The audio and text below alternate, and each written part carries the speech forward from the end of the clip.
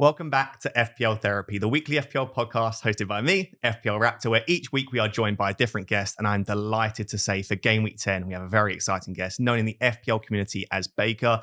Baker is co-host of the brilliant Above Average FPL, one of the most underrated podcasts in the scene. Please make sure to check them out. I'll link them in the description. They'll be linked in the title on YouTube as well.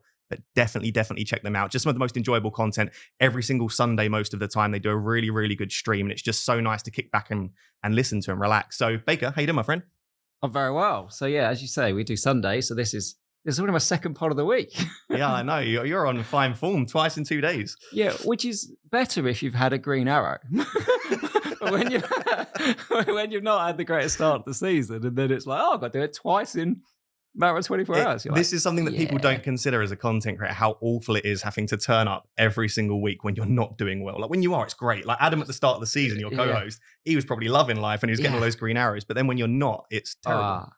It is, but I love the title FPL Therapy, but it just because we say it all the time, like the number of times on Sunday you feel bad because often the game finds a way to hurt you. But talking it through on a Sunday night every night, like you never have that sort of afterwards, that sort of tilt. It doesn't matter how bad it is, it goes. So hopefully talking through it twice, I'll be so calm at the end of this. Yeah, that's nice. And that's the point of FPL Therapy. And we'll discuss in a second. Like, I feel like I never get a guest on that's doing well. And that isn't deliberate, but that does kind of drive home the point. Is it? So that I look better, basically. But that is the point of FPL Therapy, is we don't have good weeks every week. And we start the week on the front foot and we speak in a really positive manner. And we aren't sad, at least most of the time. So this episode has been sponsored by a club, the brilliant free-to-play fantasy football game. We'll be talking about that later in today's episode, but do check it out. There'll be a link down below in the description.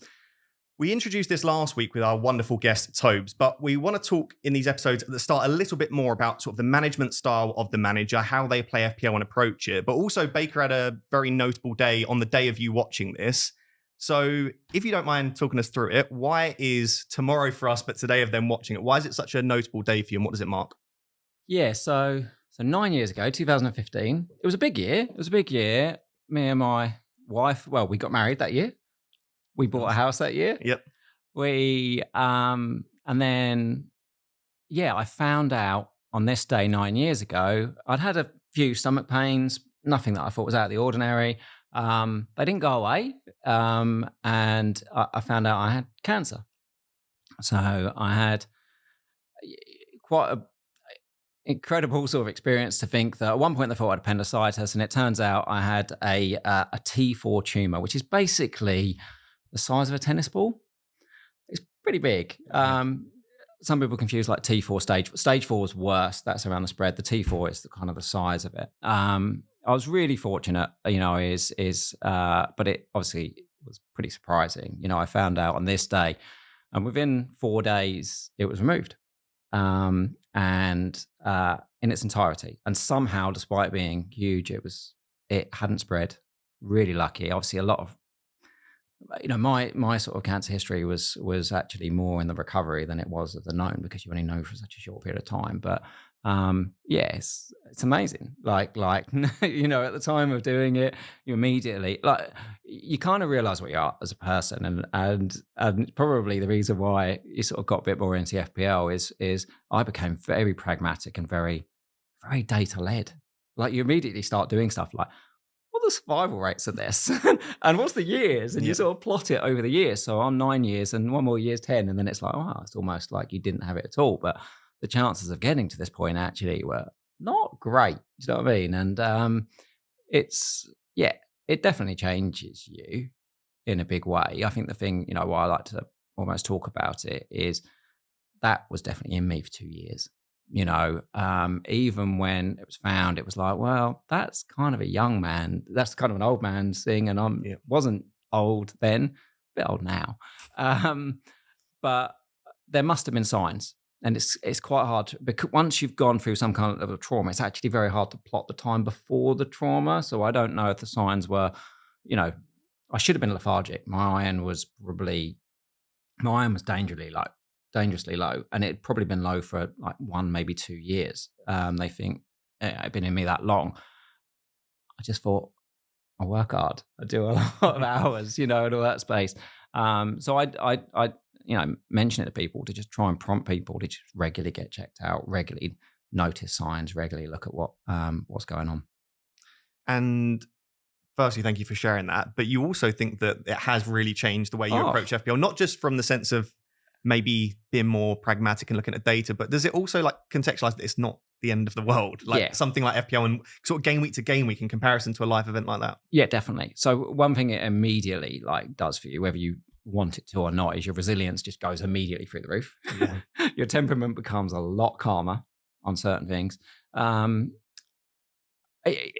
people would say like, oh, well, it must mean that certain things don't mean as much. Yeah, no, it still means a lot. Yeah, it still means a lot. If anything, in a strange way, it almost focuses you to be like, I only really want to play it if it matters. Yeah. Like, I'm not that bothered about playing casual on most stuff now, because you're like, especially, back then it was like, well, what's the point if you're not going to go all in? Yeah. So it does focus you. But there is elements of, I think, with sort of my management style of it, is I play relatively safe. I'm quite a template-ish manager. I would definitely say there's certain places where I could take more risk, and I almost don't, because it's almost like not wanting to invite that stress into my life. Yeah, okay. And I definitely think that holds me back. So this season's not been great so far. But I was looking the other day on FPL Game Week. You can look at I've been playing, what I would say seriously, the podcast for 5 seasons. So I looked at the last 5 seasons. You go to little content creators leagues. And my average rank over those 5 seasons is 50k. That's pretty good. There's not that many that are, that far ahead of it. So take, for example, Harry. We all know how good Harry is, but Harry's is like 27k. Yeah. Praz, I think Harry, I think Let's Talk Andy, those guys have got like a higher one. But my highest rank is only 22k in that period. So it's like, I always do okay, but do I take enough risk to do amazing? Yep. And that's the bit where it's like, does it always hold you back? And sometimes if you're always safe, maybe the season I'm having now currently was always a possibility, and maybe the season that some others are doing where they're absolutely smashing it, maybe that'll never be in reach unless I push a little bit more. So I'm toying with the idea of how do I introduce a little bit more risk in a way that I play. I think something that a lot of people could benefit from is sitting down and thinking about their management style, because we think very micro, this decision, do I transfer out this player or not? Do Absolutely. I take a risk in this week? But understanding who you are as an FPL manager makes it so much easier. I know that the season where Late Riser, who's one of my favorite managers to kind of observe, the season that he enjoyed least was the one where he was too safe. Like, it doesn't suit his management style. So yes, we all want to get the best rank. We'd both love to win FPL. But I also feel like you don't want to introduce more stress than you're willing to take, because it might be that you start taking risks, you get into the top 10k. I would actually say my least favorite season was when I reached 99th in the world, because it was awful. Like, I didn't enjoy that at all. I'm probably enjoying it more now at 2 million than I was then. So there does need to be an element of, you do want to win FPL and you do want to try and achieve the heights of getting the top 1k, but you also want to do stuff which, like, you want to enjoy the football at the weekend and you want to enjoy your season as well. It's very cliche, but enjoying the process in FPL is so much more important than that end number. That end number means nothing. Yeah. Even if you win FPL, it still doesn't really mean anything as long as you enjoy the wave, I think. I definitely think, and I also think just we're in a really privileged position, and we talk about football to our friends every week and get to do this part. So don't forget that. That's the cool bit. But yeah, I definitely get that in the stress. The most stress similar is my best season. I was actually, I think after game week 28, I was like 900th. Yeah. And then like 9 red arrows. I was like, that's when you felt cursed. Yep. Like, weirdly, this season where it's just been bad, I don't feel anywhere near as cursed as I felt then at that point. Strangely, we have that part, don't we, where we really massively recognize what we consider to be the bad luck. But to have got to 900, I must have had amazing luck to have got there. Can't remember that bit. Amazing. Right. So a bit of a sort of more macro points there around, obviously, thank you, Baker, for sharing that. And also just around your management style. I feel like it will help to contextualize some of the advice that you give today and whether people want to trust that or not. So very briefly, we're going to review game week 9. And I say very briefly because I had a decent week, but unfortunately, once again, like I say, I seem to just invite guests on. And obviously, I plan my guests in advance, by the way, but they always seem to be at either a rough point of their season or just having a bad game week. So you scored, it wasn't awful. I've seen lower scores, but it was 52 points in game week 9. So to read out your team for those on audio, those listening, Raya and Gabriel, I also own them, by the way, just been stinking it up. And you are a Spurs fan, which we'll discuss later. So it's probably even more annoying for you. Is it annoying? I'm not sure. Although, no, I guess it's, yeah. I can't work it out. I can't work out if it's really annoying or, yes, I've cursed them. I guess you were loving when they lost 2-0 to Bournemouth. You don't care about your FPL team. Okay. I don't, but I do want to do well. Okay, so Raya and Gabriel. The other two, Mikalenko, been so disappointing. We'll discuss Everton in a bit. Lewis, 6-pointer. The midfield, bit of a mixed bag. So Son didn't feature, so you got Semenyo off the bench. Then Palmer and Mbeumo did very well for you. And then a Rodgers 1-pointer. Very interesting performance there. And then your front three, disappointing. Solanke, Calvert-Lewin both blanking, and then Haaland just with the one return. You didn't play your triple captain. Have you already used it, or did you just choose not to? Okay, we'll discuss that as well then. And then an 8 Nuri 6-pointer on the bench. Yeah. So almost got that auto sub for Son, but you got the benching order the wrong way around. So I got Semenyo instead of 8 Nuri. Of course I did. So tell us a little bit about like how your season's gone, the sort of structure you've got set up, and also why didn't you play the triple captainship this week? I feel the midfielders this season, like we've never been probably so blessed in that space. You know, where you've got Palmer, Mo, Saka, Son. Talk about it a bit more when we talk about some individual players, but I think the bonus changes are incredible for midfielders. You know, for anyone who watches Up, you know, we do a lot of stuff around the bonus, but we probably didn't call out enough early in the season that the midfielders are probably the biggest beneficiary that there's been on that. The idea that I could have a double with any of those at some point, I'd be really comfortable to triple captain any of those guys. That was the reason, you know, is I expected and wanted more from Haaland this week. I was amazed at how low owned it really was for this week. And obviously, if you'd have offered me before the game week 2 XG and triple cap, I'd have taken it. But yeah, no, I'm not at panic stations yet, which you'd think I would be because I'm about 3.5 million currently. Nothing's really come off. You know, you look at this season. Obviously, that Mikalenko and Calvert-Lewin for me get 4 points, and if you look at 8 Nuri and Kuno in your team, well, after 89 minutes, you had 2 points between them. Yeah, that's true. You get to the end of the game week and you got 15 points between them. Yeah. So you add those on and it'd be okay. Yep. There's some small moments in this season where it's just not quite worked. You know, the Gabriel and Raya has absolutely been disastrous. Solanke and Calvert-Lewin has not worked. It's one of those where you look at your team though and it doesn't look like it should be at 3.5 million, and you probably feel like that the whole season. But that's a bit like when I talked about the sort of like my style is having players in those sort of price points. It's all okay. Yep. It's all okay, but I've not really taken any risk by pushing certain things or and actually the ownership. Like whenever the ownership comes up each game week, I'm like, wow, if any of these guys have a good week, I'm in. There aren't really any super highly owned assets outside of Haaland. Palmer's approaching that, but you look at most players are like 30 to 40% around your rank. There aren't any real rank killers. Even Salah, after such an incredible season, is like 50%. Yeah, but that still hurts. Yeah, that does hurt. But it's surprising because I remember there were weeks last season where there were like 4 or 5 players at around 100%, and it was like, you can't own them all. You are guaranteed to be hurt every week.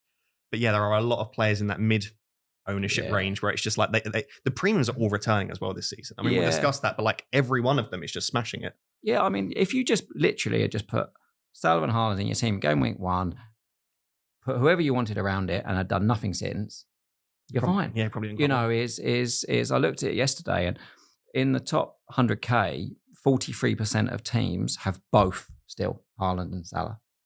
Yeah, you look around FPL Twitter, it's nowhere near that. And that number just dwindles slightly as you go through the rank group. So it goes from like, it only reaches lower than 40% past 900K. And then you go down to 1 to 2 million, it's like 35%. It gets down to like that plus. So it's almost been a guaranteed way. It's just, if you'd have just put it in those 2 big guys, done whatever you wanted around it. Maybe it's been that we've tried to be a little bit too smart in some of these areas. Yeah, maybe. Not me, though. I'm very smart. I had a great week. Absolutely. It doesn't happen very often, though. I did play my triple captainship, which was the one thing that didn't go particularly well. But I also had Raya and Gabriel. Lewis and Aitnery both getting 6 pointers was wonderful. As you say, Aitnery was on 0 points with 2 or 3 minutes to go in that game. And I was thinking, why did I start him?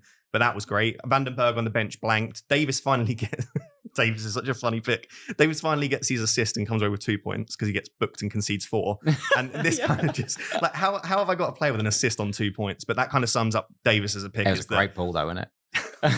He's so talented with the ball at his feet. His delivery is brilliant, but Ipswich are so bad that even if he gets an assist, he's not getting bonus points, and he's already lost points from conceding. So, yeah, I'll hold my hands. I mean, I might be starting him this week because he's got Leicester at home, but probably wasn't the best pick. So, yeah, that was decent in the defence. At least got the Aitnery 6-pointer. Midfield was a bit of a mixed bag. I brought in Foden for Saka, which was an absolutely terrible transfer in the end, and I now wish I had Saka. Sorry, in for Saka. I wish I had Saka back in my team.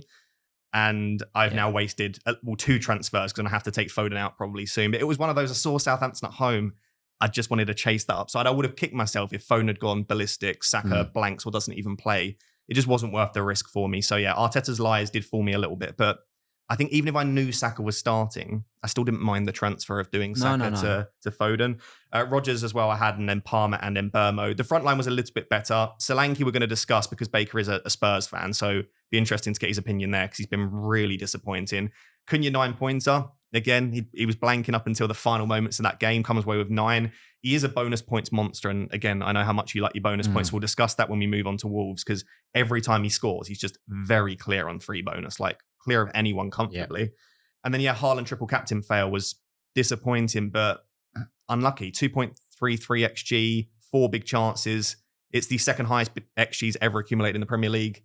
It's just one of those things like he's 17 points against Ipswich and against West Ham, 1.8 XGI in total for those 2 games. He's had 0.5 more just XG alone in this one game. So some could say it's lucky to get that level of XG. So it depends where you want to call it luck or bad luck. But for me, again, I would have bitten your hand off for a triple captain for 2+ XG. So I'm not disappointed with the decision. I'm just a bit gutted with the outcome. But at least it wasn't a blank. Like a triple captain blank really hurts. This wasn't one. So yeah, 6 points I basically gained from the triple captainship. So that gave me 71 points. A green arrow from 2.9 million to the lofty heights of 2 million. So it's okay. So we can recover. Yeah. Well, this is it. 1 million green arrow in 1 week. In fact, before the Liverpool Arsenal game, and I know that wasn't the end of the game week, I was at 1.5 mil. I had like a 1.5 million green arrow, but obviously that game ruined me. But one good week. Are you saying it's not season over for me? No, it's season over for you. Yeah. But yeah, definitely. No, if you're listening to this right now and your season hasn't gone particularly well, it's definitely not game over. So moving on to the main part of the pod. So if you are new to the podcast, firstly, please do consider liking and subscribing if you're watching on YouTube. If you're listening on audio, please do rate 5-star. It really does support the podcast. But we're going to talk through the games from Game Week 9, talk about the players that perform well, maybe the ones that have been disappointing, but with a view sort of moving forward. So it is a bit of a review, but it's also looking forward as well. I did just want to make a macro point. There are actually injury time goals in 5 games this game week. There was 4 on the Saturday. I don't know if it's something that we necessarily would take forward every single week to that level because it was absolutely ridiculous. Clean sheet wipeouts in the final seconds. I saw someone with a back 3 of players that all conceded in the injury time, and that's just brutal. Like Konsa was on for a 9-pointer, conceded in the final moments. Robinson, I think, was on a bonus point as well. So it's painful.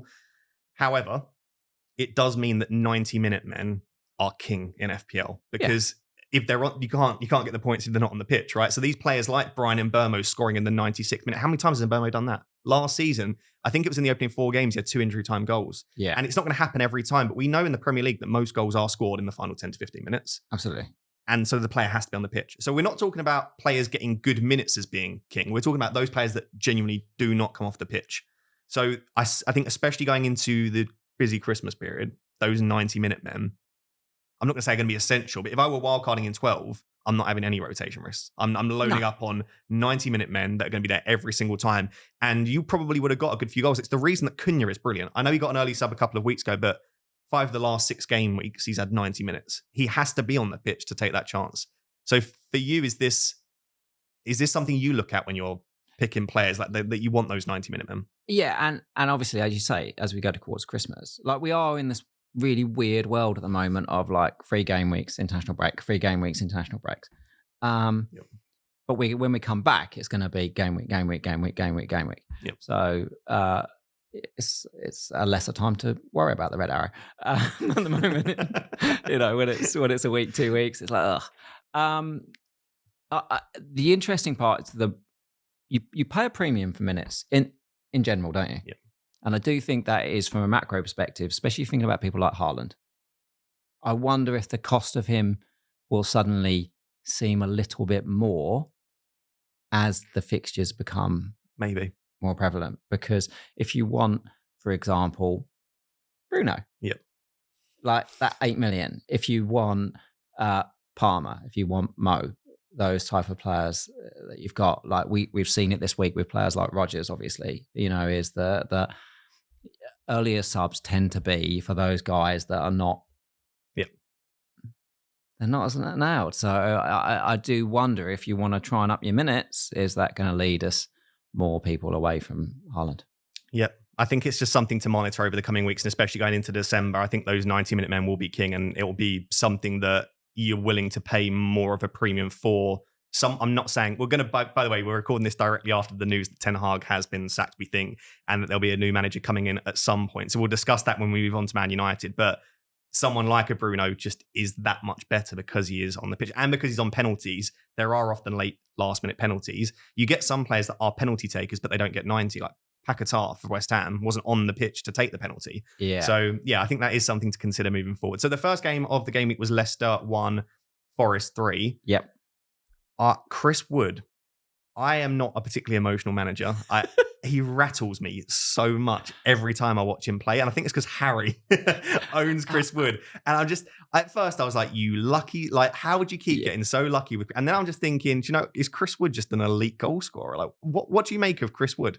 Because he's scoring, like Forest haven't even scored many goals this season, but Chris Wood scores pretty much all of them. It's just remarkable. Yeah. I mean, so I started the season with Muniz. I bought him in like game week 2 or 3, I think. And then went to Calvert-Lewin. Wow. So you had Muniz and Calvert-Lewin as they the only two in that spot? In that spot. That is awful. Yeah, that's awful. And so I just recall just before the start of the season, it was maybe a week before the start of the season. I think a lot of us, when we were looking at Wood, we were thinking, well, Taiwo's good. Yeah. As soon as he's up to it, he'll be there. But I watched this interview with Chris Wood, and he was talking about how much the faith that Nuno had in him. It was pre-season. I remember it. I'm never going to forget it because I looked at it and I was like, I know he loves him. Yeah. Can I use this to change my mind here and go Chris Wood over Muniz? Can I? And it didn't.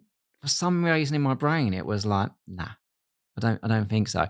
I think that Morgan. I'll tell myself that Gibbs White's on penalties. I'll tell myself that the wingers will get all the goals. I'll tell myself that I can't trust Forest, all of those type of stuff. I kept telling myself reasons why Chris Wood wasn't the answer. And when I watched Forest on Friday night, you kind of realise not just him, but how well the team is set up in general. Like they are, it sounds boring when you used to call them like a 4-5-1, but it's gone from like a double pivot in midfield to almost a 4-5-1 where Anderson, who's been actually a really good buy. Then you've got Dominguez, and then you've got Yates, and the three of them, they prod. They all, none of them sit. They all take turns at go, but it looks well drilled. But you've got 3 midfielders sitting in front of a back 4, so that's pretty solid. You've got them wingers that can beat their man in Hudson-Odoi and Alanga.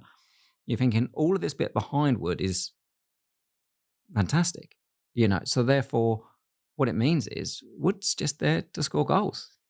He knows it. Yeah. He knows the team will function behind him. I made a on the pod earlier in the season. There was one game where he did particularly badly, and his heat map was about 15 yards out sporadically and the centre circle. And you were like, he's there to basically head on goal kicks and try and hopefully get tap-ins. Yep. And I almost said that like it was a disparagingly bad thing. And the more you think about it, you're like, well, that's what I want. Yeah, I've got someone on my YouTube channel that comments every week. I don't know why you keep criticizing Chris Wood, but you praise that tap-in merchant Haaland. And I'm like, do you know what? Chris Wood is, and this isn't to discredit what Haaland can do, but it's a similar thing. Like Haaland doesn't touch the ball really outside of goals. He has a cradle behind him of 4 and 5. So I think Chris Wood is just essentially Erling Haaland. Yes. So I think, for me, I am data driven, but I have to enjoy watching the player. And there is some element of me, I can't bring myself to transferring Chris Wood. I hate watching him. I went and watched a game at the City Ground live, and Chris Wood was, I would say by some distance, the worst player on the pitch. He was actually getting like mumbles and boos every time he touched the ball. He was that bad. His hold-up play wasn't good. He missed a huge chance. And then the ball fell to him from like 4 yards out and he finished it. And he come over 9 points. That's what he's there for. And that's what he's there for. And so there is some element of me that, firstly, I think I massively underrate Chris Wood. His movement is good, and there is an art to being in the right position to score goals. So I don't want to discredit him. He is brilliant at what he does. Since Nuno's come in, he's the 3rd top goal scorer in the league, only behind Palmer and Haaland. Like, that is incredible. And you just have to sometimes dissociate, is a player good at football and worth watching versus are they 100%. A good FPL asset? And I feel like sometimes I struggle to do that. Yeah. So let's say that Chris Wood is amazing. We think he's on penalties moving forward. The data's great. The fixtures are a bit difficult. West Ham and Newcastle at home in the next 2 are pretty good. You want him probably for those. Then it's Arsenal. Could score in that game. Then it's Ipswich. So you almost feel like if you have him now, you definitely keep him for the next 2. You can't sell him against Arsenal. No, he's got Ipswich the week after. But then after that, it's Man City, Man United, who might be a bit better by then, and then Villa, Villa have actually been pretty good defensively this season. So I don't know if this is the best time to go out and buy Chris Wood. But if you ask me how many goals he gets over the next 3-4 games, including the Ipswich game, he could get 3 or 4 in the Ipswich game alone. Yeah. So do you still think Chris Wood's a good buy, or would you say you've sort of missed the entry point for him? I don't think you missed the entry point as long as you kind of have the right realistic expectation of him. Do I think he'll still be a goal every other game striker? Yes. Yeah. Do I think he'll be a 7 in 9 striker? Probably not. Yeah. You know, 7 and 9 could easily become something like 10 and 16, and you'd say that's still an incredible. Yeah, if he gets to 10 goals by Christmas. Oh, yeah. Especially that price. He's still only 6.4 million. It's not just an incredible season. Yeah. But we've seen this quite often with promoted teams, and when they come up and the talismanic strikers still carried on and done pretty well. We saw it with Dom Solanke even at Bournemouth last season, where you can score, a significant amount of goals if the team is functioning well around you. And that's what Bournemouth were last season, were a team where they were all functioning well, and Solanke stayed up top and he was there to score the goals. He had a set job. And the only time he really had anyone else around him was sort of the end, like 15, 20 minutes. That's basically exactly what Chris Wood's doing here. So would I expect him to score those sort of goals? Yeah. Would I be surprised if Chris Wood ends up with 20 goals? Oh. You just know if I'm on SofaScore on a Saturday or Sunday, as soon as it says Forest 1, I'm like, well, Chris Wood scored. I don't even check. Yeah. It's going to be him, because I don't even see, like, they've got the likes of Alanga and Hudson-Odoi, but they're not goal scorers. Like, it is going to be him. Yeah. So, yeah, I don't think you've missed the entry point. Now, but would I go out there and buy him ahead of, as we'll discuss a bit later, like Wissa, Raul Jimenez, Cunha, who maybe have better fixtures, especially Cunha, the long-term fixtures are unreal. I do think there is some justification to say, as good as Wood's been, you maybe just think that you've missed the points. You've missed the goals already. Do you expect him, as we say, to continue at that rate? I'm less confident. The only other thing I wanted to say about Forest is their defence is elite. Partly to what you say, that 4-5-1. Yeah. And Yates has been unbelievable this season. I mean, there were doubts around him at the start of the season. If they even want, he's going to stay at the club. Just exceptional. He's put in such a performance every single week. Only 0.6 XG conceded in this game. They are now the 3rd best defence in the league for expected goals conceded. Last season, they were the 4th best defence in the league for expected goals conceded. By all accounts, Forest are a top 4 defence in the Premier League.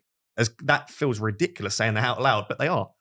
So another defence that if you're looking for a cheap asset, the fixtures aren't particularly good, but if you can rotate them, someone like an Olerain or Milenkovic, they're just absolutely, like, if I say Leif Davis, yeah, he's got all the attacking threat in the world, but he's never keeping a clean sheet. The amount of clean sheets that Forest could keep between now and the end of the season is brilliant. And I may be looking at downgrading Raya this week to fund elsewhere. I'm just thinking Sells might just be. He's actually improved as well this season for all of the issues last year. He's looked a lot better. He was like 6 under his expected goals last season in terms of XG prevented.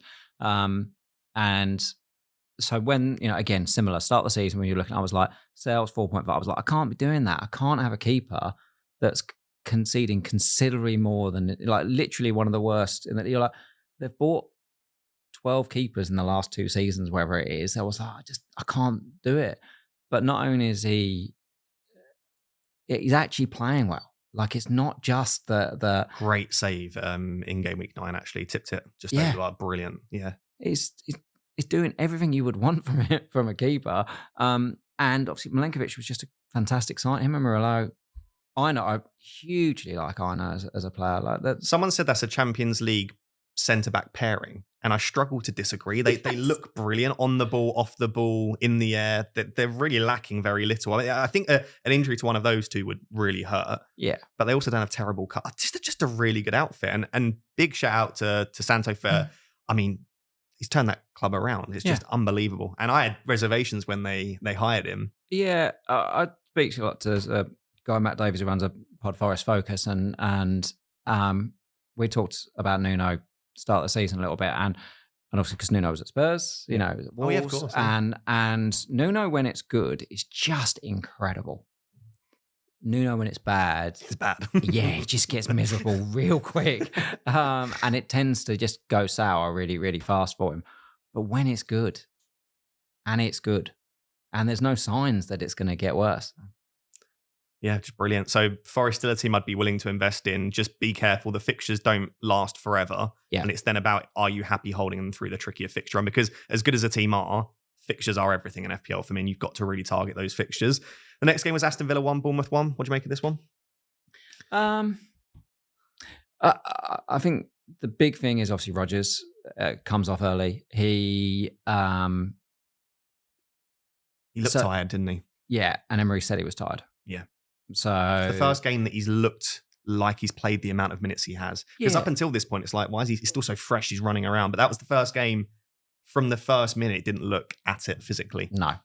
And I think the other part is obviously that Ross Barkley comes on for Onana.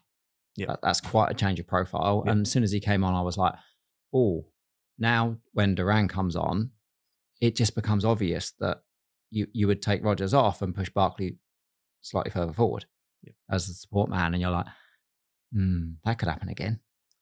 I do wonder if Emery might start reducing Rodgers' minutes to prevent this level of burnout. Because what you now don't do is you don't just start chucking Rodgers back in for 90 minutes per game, because you're just going to lead to this drop-off. Yeah. So I do wonder if in the coming weeks, the fixtures aren't great. Spurs might not be a bad fixture, Spurs, but then Liverpool. Yeah. I think Chelsea then in 13. It's not a great run of sort of 4 or 5 fixtures for Rodgers. So I think in my team, like I don't have the cover to bench him. So that's an issue for me, that I don't want to have to start him every week. But I also don't look at him as an immediate sell. He's still the same asset we saw a couple of weeks ago, where he's at his price. He's still going to get good minutes. He'll still start pretty much every game, and he's still got pretty decent output in a very solid Villa outfit. So I don't think it's a sell. I just think you need to make sure that you've got cover. Yeah, well, I mean, the interesting thing about selling him, obviously, there's a lot of people with myself included. So I've got 2 cheap midfielders. I've got Semenyo and I've got Rodgers. Yep. But there's a lot of people that got, say, Rodgers and McNeil. They've got. Have you got in that space? I've got Dibbling. So it's even Dibbling. worse. I can't even rotate because I don't want to start Dibbling. So you've got Dibbling, and then it's like, well, if I move, which is the one that am I going to sell? I keep looking at it because obviously Semenyo, like his fixtures get better. That's true, yeah. But I'm like, Rodgers is still good. Especially if you bought Rodgers at that cheaper price. It's like you had him at 5 mil. Just trust him. Yeah. I do think Rodgers is a hold, but I don't think he's a hold if you're having to start him every week. I just think there are even McNeil, who we'll move on to, like I'd rather own him for the next spell. Semenyo I still think might be a better asset from 12. I just don't think you should rely on Rodgers every single week. Villa were very good in this game. So it was 1.81 XG versus 0.32. By all accounts, they should have won that game 2-0. Yeah. And they just didn't close it out. That's a huge bump for Villa on their recent attack as well. Like they've not been really getting to the sort of 2 XG numbers in many games recently, which I'm questioning more around. There's people, obviously, you've got Foden and Haaland. Yeah, because City play Bournemouth next week. City play Bournemouth next week. Yeah. So do you think this was maybe more a Bournemouth not playing particularly well rather than I do think so. I do think so. I messaged John McKenzie, the Tifo guy, last night because he loves Iriola. He's like a full-on fanboy of his, to say there's going to be quite a few people consider selling Haaland next week. What are your feelings on the matchup? And he said Bournemouth normally get eviscerated by Man City. I was like, oh. And he was like, if any teams can play through the lines and play in behind, they will cause Bournemouth a lot of trouble. And you think about the late chance that Foden put Haaland through, and you were like, whoa. Yeah, I don't know that I can sell Haaland this week. We'll move on to him a bit later, but I just don't know that I can. And it does look like a good matchup for him. And this is something that I said that I don't do very well in FPL. I just look at the fixture at face value sometimes, and I just say it's Ipswich at home, great, or it's a grey fixture, so not great. But you need to look at the individual matchups and how, like, we know that in the past Son did well against a high line, for example. So it didn't matter the strength of opposition; it mattered the sort of tactics. And I just look at this Bournemouth game. I think it could be. I'm kind of happy captaining Haaland this week. Bournemouth a lot in. It reminds me a little bit of what Tottenham do, in that they leave their two centre backs very isolated. So the fullbacks play like a clear line above them. It's not flat. So where you've got that too, and Lewis Cook, then they're reliant on him just in front, but he's quite far in front. So the second that if that ball turns over, you're like, well, there's a lot of room you can run into without being offside. So that's how you can easily get through him.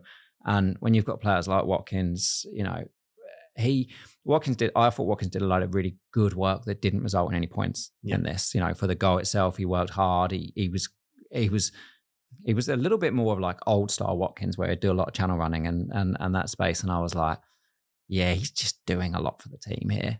Unlucky really that you didn't, for Watkins owners, they didn't get much from him. Yeah. So I think Villa just a really good team. They're now like joint third for expected goals this season, around the same sort of data as City and Forest. So yeah, I think Conser owners have been, honestly, Conser owners might be the unluckiest people in FPL this season. There have been so many late last minute losses of clean sheets. He's had 2 chances to score. I mean, in this game alone, he had a very, very good chance to score. Yes. And he was on 3 bonus. It just feels quite unfortunate. Is it that unfortunate though, when he's decided for some reason to start playing Matty Cash again? Yeah, this is true. Because they were doing everything they possibly could down that side to concede. Like, they could have conceded 2 late penalties. Yeah. Before the goal. Like, it was like they were trying to. Like, Cash doesn't get the ball at all for the Semenyo challenge, which Semenyo gets booked for diving on. Which I kind of feel like it was a dive, but I also feel like we also didn't get the ball. Yep. And then the handball is definitely a handball from Bailey, and that's the bit where I'm like, are they always just going? When like Brighton did it a couple of seasons ago, where you're like, they're doing all right, their numbers, but they're going to concede every time, every game, yeah. And it feels a bit like that. City seem to do that as well a lot of the time. It feels a little bit like that. Okay. I still don't mind them longer term, but yeah, they're just finding ways to concede every game. You mentioned Semenyo being booked. He's now on 4 yellow cards. And we will be starting to get to that point of the season now where we need to mention 4 yellows. So Semenyo is on 4 yellows. Yeah. I don't think I'd go out and buy Semenyo now. No. But if I had him, I would find it difficult selling with the fixtures they've got from Game Week 12 onwards. And then that is in a tricky position if you want to sell one of Rodgers or Semenyo. So I don't know if you are planning on in the upcoming weeks doing so, but if you were to lose one of Rodgers and Semenyo, I think a lot of people will be in that position. Which way are you probably leaning at the moment? I'm still probably leaning Semenyo. Sell Semenyo. Okay. Yeah, over it. Mainly because, I just think the money is important. There's some I think the more the big assets that we can get that we want, like we're all looking at potentially. The only reason, obviously, people are going to drop down to having those is if they bring in Mo Salah in their team. Yeah. So that's the only way I'm selling this, is if I'm going to bring Mo Salah in my team. And then that frees up a couple of million, and then you're like, well, where am I spending that? But for me, in my personal team, I can't really work it into a space where I have Haaland and Salah. Okay. So I think you can. So we can talk about that later. But I can't really. So I think with me, it would be and it'd be that 4 yellows. Yeah. Because I've got some other stuff to think about at the moment. Obviously, Gabriel injury. I've got Jacob Greaves who's sitting there injured. Yeah, I can't really afford one. And Ain't Nuri also is on. Yep. 4 yellows. Yeah, Ain't Nuri's on 4 yellows, yep. Yeah, there's so much where I'm like, okay, I'm happy to sit with Rodgers. Those fixtures are just, even from 11, in 11, Semenyo's got Brentford, Brighton, Wolves, Spurs, Ipswich, West Ham. It's a nice fixture run.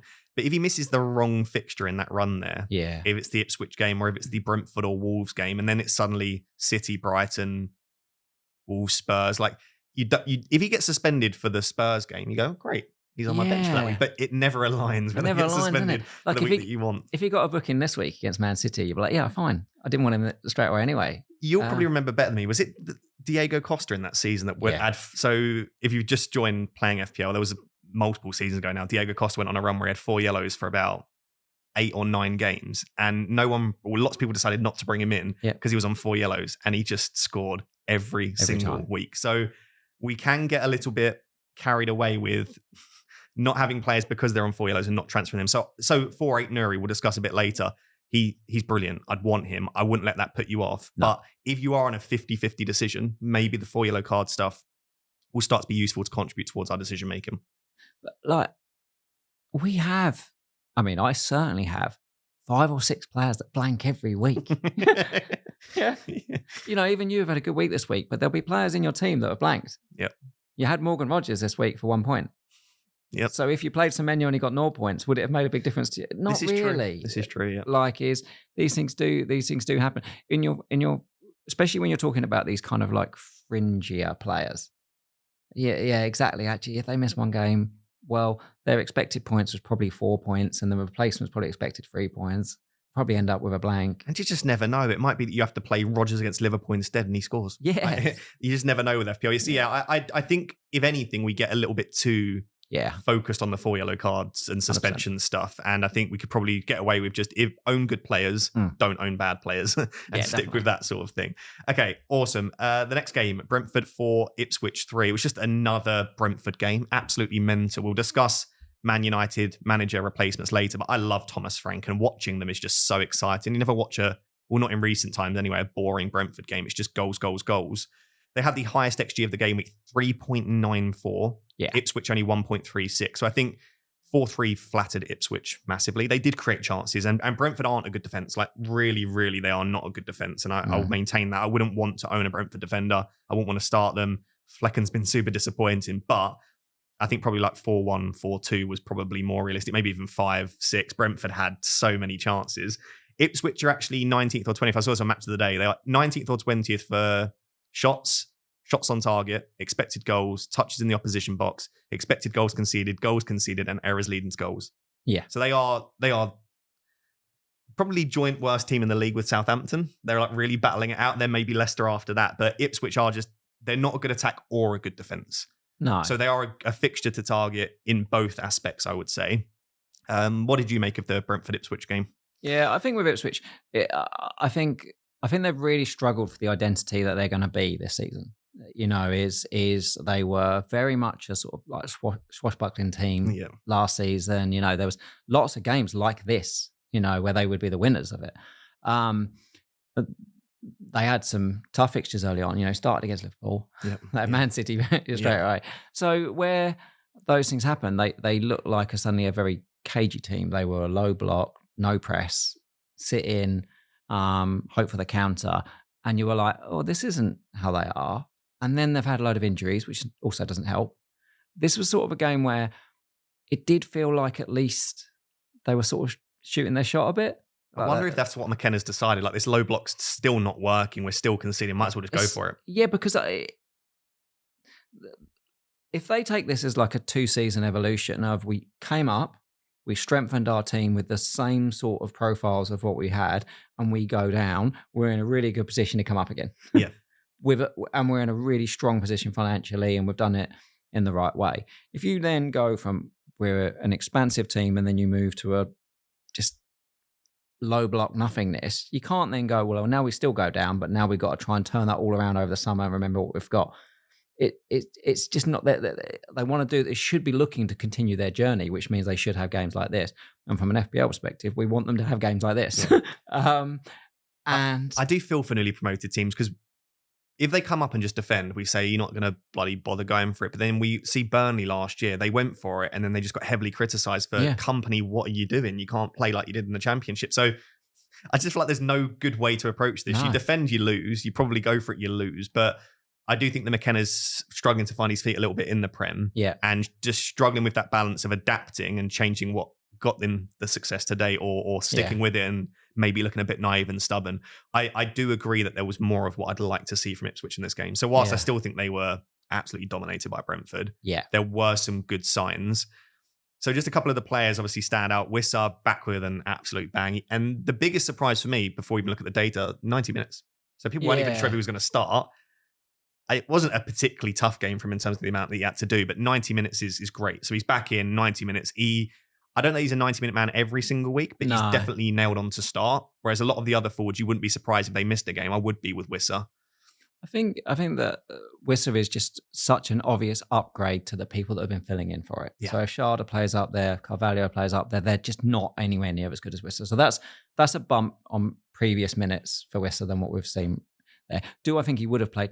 Probably not if this game was comfortable. Yeah, maybe. If this was 4-1 up and then they came back to 4, like he would have built him off the pitch. So I do think there was a little bit of game state in it. I do still think his minutes are more like high 70s. Most games. The interesting bit, obviously, is one of the things that we like for good old Brighton is that he moves to the centre forward. He did that a lot last season. So you scored, the number of times he scored injury time winners when he was in the box. Yeah, because Wissa comes off and Burma goes to the 9. Exactly. But if Wissa's going to play 90 minutes, then he's just going to be the right winger. Yeah, so if you didn't watch the game, Wissa was playing as a proper 9 with Lewis Potter and then and Burma was and Damsgaard was close to Wissa. Like so. And did you find? I don't watch Brentford every week, but Burma was very wide. Yes, like he hugged. It was almost like a Salah performance. Where he's like, absolutely. Get off the bloody touchline. I mean, it worked for him, but he was very wide. He is very wide. He's still. So this, I start to think like, am I thinking negatively about him? I'm not thinking negatively about him because he's still 7 million. He's still on penalties. Brilliant. He's unbelievable at penalties, and he's just a really, really good player. Yeah. And he's getting better. He's young. Like I think people don't necessarily. Well, you know that because of that. Yeah, exactly. Yeah. I mean, he's like really young, isn't he? I looked at how old is Mbeumo? Is he? Like, I think he's like 24. Yeah, I saw that come up as a stat on like it was match of the day Oscar. He's 25 now, but yeah, you look 25. At him and you think like late 20s. I think so. Yeah, I could see him getting a move soon, especially if Thomas Frank were to leave. I would not be surprised. This is almost certainly. Yeah. And interestingly, though, like one game last week against Man United where Brentford always try to manufacture huge chances. Yeah. Like Thomas Frank in the summer, I thought was fantastic when he was doing the Euros coverage because he was like people started talking about long shots and you could see almost like it's like we don't like those. Yeah, like XG, high XG as possible. So therefore, they always have the ability to get to 3-4 XG because if they're able to cut a team open, they'll get multiple 0.3, 0.4, 0.5 XG chances, which is what they were able to do in this game. Brian's just great. Keep him all season. Yeah. When none of us are selling him. I don't mind a double up of Mbeumo and Wissa. I spoke about in my video that I uploaded yesterday on my channel that I might go for Wissa and people are like, yeah, but you've got Mbeumo. I don't care. Like they're getting 2-3 XG a game, then they're both going to probably be involved in it. Yeah, I feel better about it having watched this game than I did before it because when in my brain I was like, well, Wissa's not going to play the 9 the whole game, and actually the other guy. So do I want them both when I'm almost like wanting Wissa to come off so that Brian goes up there. True, and then I'm like, but watching this and he was just a proper 9. Yeah. I was like, All that Wissa is missing is penalties. If he had penalties, we don't want him to have the penalties. This is true. But everything else Wissa has. And I actually, do you know what I don't know what Thomas Frank's done or if this is down to Mbeumo and Wissa. Their finishing this season has looked so much better. Because the big criticism you could have had of Wissa and Mbeumo last season, Wissa had like the most shots per 90 in the league, I think, at one point. He was getting like 9 shots per 90. Yeah. But he just couldn't finish them. And even Mbeumo, do you remember the season when he hit the woodwork like 8 or 9 times? But their finishing this season has been very good. I think what they've got since Tony, one of the things with Tony was that he was, one of his best assets is that he's so unpredictable. He rarely, he would lead the line, then suddenly he'd be like, oh, he's off on the left wing, he's off on the right wing. So they would interchange a lot more. In this system, it's almost more predictable. The number 9's there. Yeah. Damsgaard will play the number 10, and yes, they will play the wing. I don't hate it. It's just, do I like Wissa more than Wood? No, I don't. Yeah, that's fair enough. All I would say is I never say a player is essential because I don't like doing it. And Planet FPL James, if you're watching, he'll appreciate that because he hates the word essential. However, Mbeumo is as close as you can get. I just don't see why you wouldn't own him at that price. He's not even 8 million yet. He's still below 8 million. Like when I make a list of everything I would want from an asset, penalties, 90 minutes, set pieces, take some of them. Good from open play, creativity and goal threat. His expected assist is always really high. Fixtures are great. Playing for an attacking team, trusted by the man. Like What doesn't Mbama have? He's the one where, as content creators, we can say we at least get that one right. Because you know you will. No one's not got him, have they? No. You know, and even I looked at on FPL Optimize on the weekend, and it's like has that prime manager section of stuff. He was 98% owned in that. Now he's not that in the ownership overall. Like we're still gaining off of what he does, and you're like, hey, there's not much that we can beat the so-called casuals on at the moment, but having him is one, like, never leave. Yeah, so Mbeumo's as close to essential as you can get. And I would still have Wisser in my top 3 forwards to buy at the moment, but we'll discuss maybe once we've looked at all the games, whether he's as good as the likes of Cunha, Raul Jimenez, Wood. There are some really good cheap forwards at the moment. Yeah. Just on Ipswich, again, there were some good signs. Interestingly, Delap didn't start.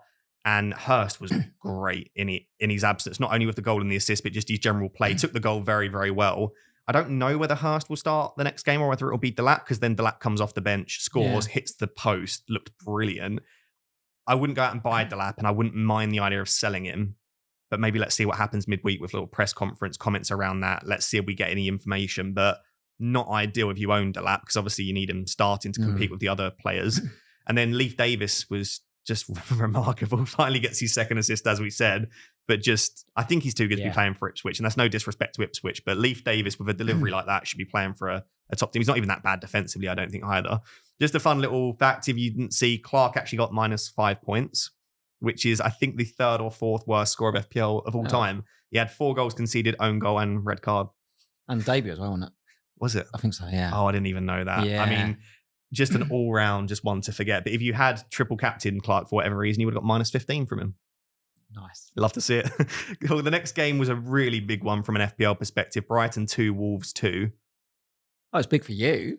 It was big for me, but lots of assets that lots of people were looking at. This was the final game of Wolves' fixture run where you were thinking, don't have to own them for this game. Like game week 10 onwards is when they really go in. So the fixtures for Wolves now, they go into Palace at home, Southampton at home, back-to-back brilliant fixtures. Fulham, Bournemouth, Everton, West Ham, Ipswich, Leicester. I don't think you could get a better fixture run coming off the back of what I don't think could have been a worse fixture run. It's interesting. They've given him blocks. And the funny thing is, I looked at I'll just turn it to show you. Their fixture blocks are incredible. So then from game week 18 onwards, they play against United, Spurs, Forest, Newcastle, Chelsea, Arsenal, Villa, Liverpool. Another then block of horrid fixtures, then going into Fulham, Everton, Southampton, West Ham, Ipswich.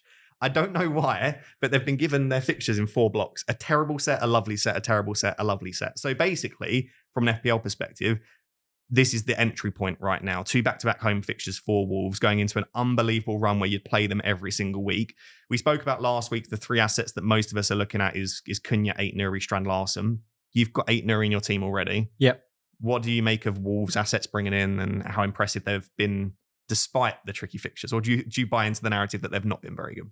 No, I think just more the players, more than anything else. Like Cunha, last season, you watch him play, he's an unbelievable player. He's just got it. Whatever it is, like if you watch, he's got it. Yeah, he reminds me a lot of Dimitar Berbatov. Oh, I love Dimitar. We've played for both of our clubs. Exactly. We both enjoyed it. But there was just the class of Berbatov. Like I'll never forget Berbatov. There was a moment where he took the ball down in his chest and I heard a whole stadium gasp. Yeah. And you were like, I've never seen anyone take a ball down and people gasp before, but he's got something about him that's it's like just positive arrogance, like the way that they drift around the pitch. Yeah, like he's just got that swagger about him. In fact, if anyone like close in the Premier League, I think it's probably Cole Palmer. Is actually he's got same style, yeah, similar places to him where you wouldn't have been surprised if he was almost classed as a midfielder, because he's the best crosser in that team. He's on every set piece, every corner. Yeah, he's taking corners. Yep, he's taking penalties. Yep. He virtually hits every single thing with the instep of his foot. Like he's almost like side foots. Yeah. He curls his foot around almost everything, which makes every time when he actually scores it, normally you think, that's nice. Yeah. I mean, this was probably the scrappiest goal that I've seen him from him, where obviously it was deflected and in.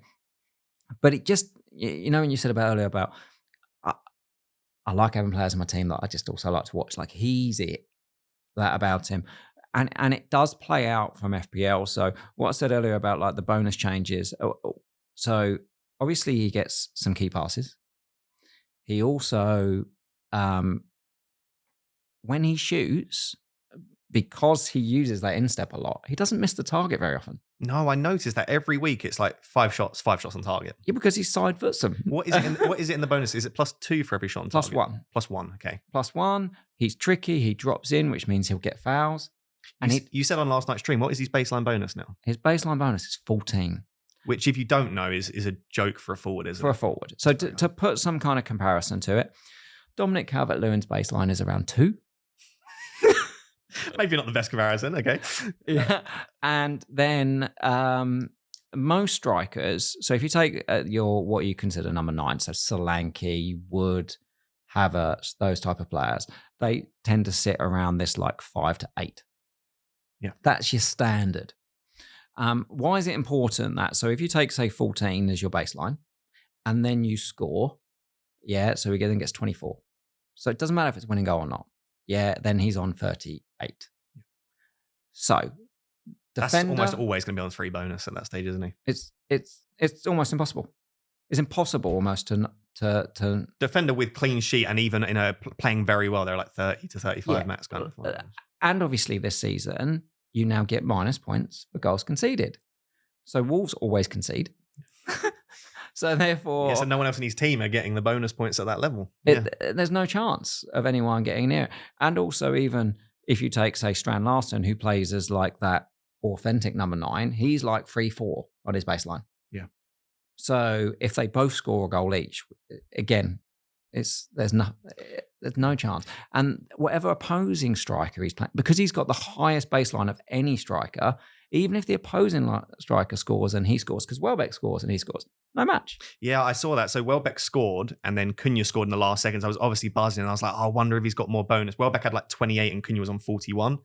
Just it wasn't even close. It's not close. And what you're then saying is he's getting an extra 3 points guaranteed when he scores. So it's a 7-point goal. His first goal was a 7-point goal. Yeah, exactly. I think for me, I still think Strand Larsen's fine, by the way. At his price, I still think he'll score goals. But why would you when he's 6.5? He's just sitting there. If you've got that million, it's so worth it. Find the million. Yeah. Yeah, like as I said, another 5 shots in the box in this game. Even if he's total, I think he's at a stage now which is mad for a forward. He could pick up bonus points getting a single assist in a game.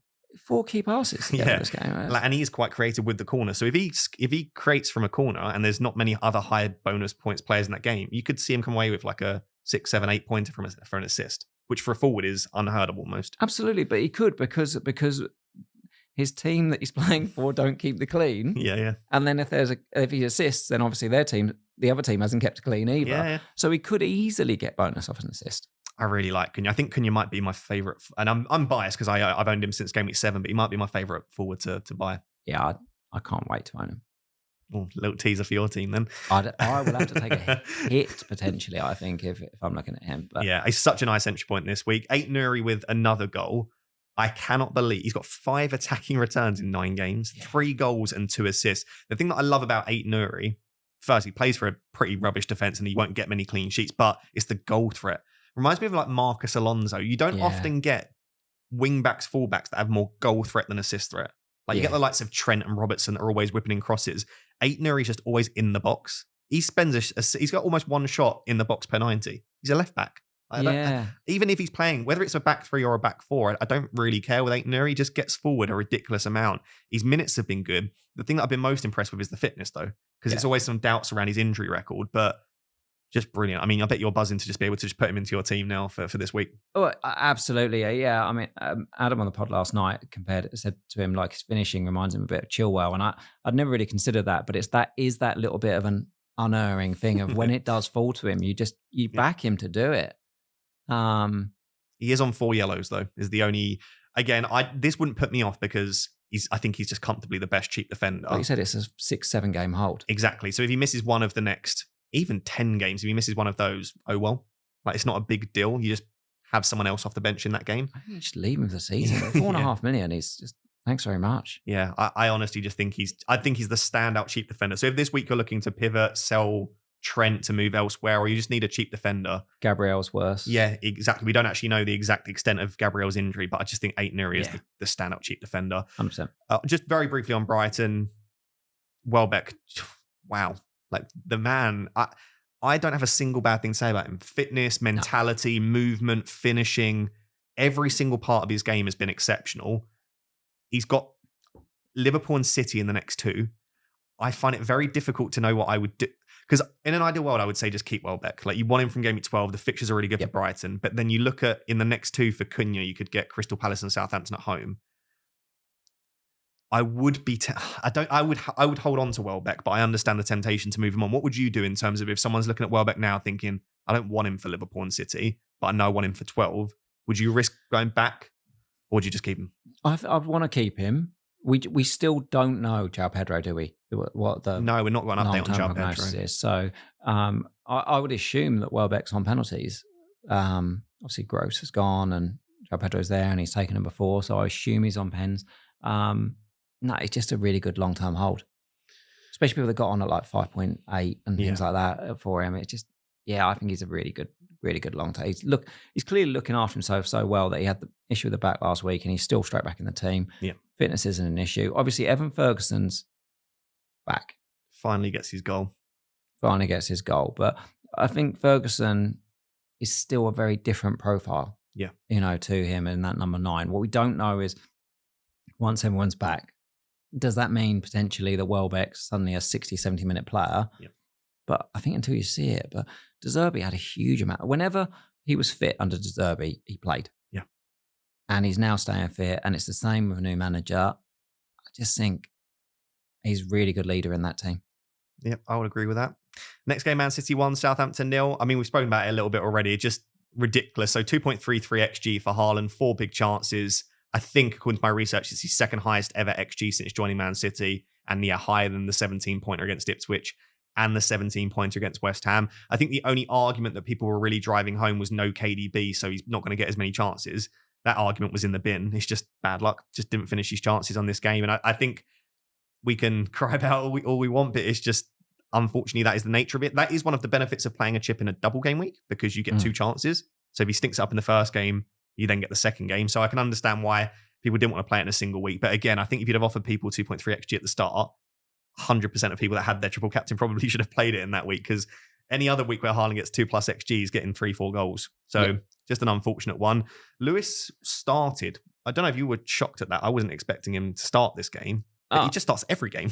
He just starts every game. But you do look at your team every week and think, like, especially if Gabriel's out. Yeah.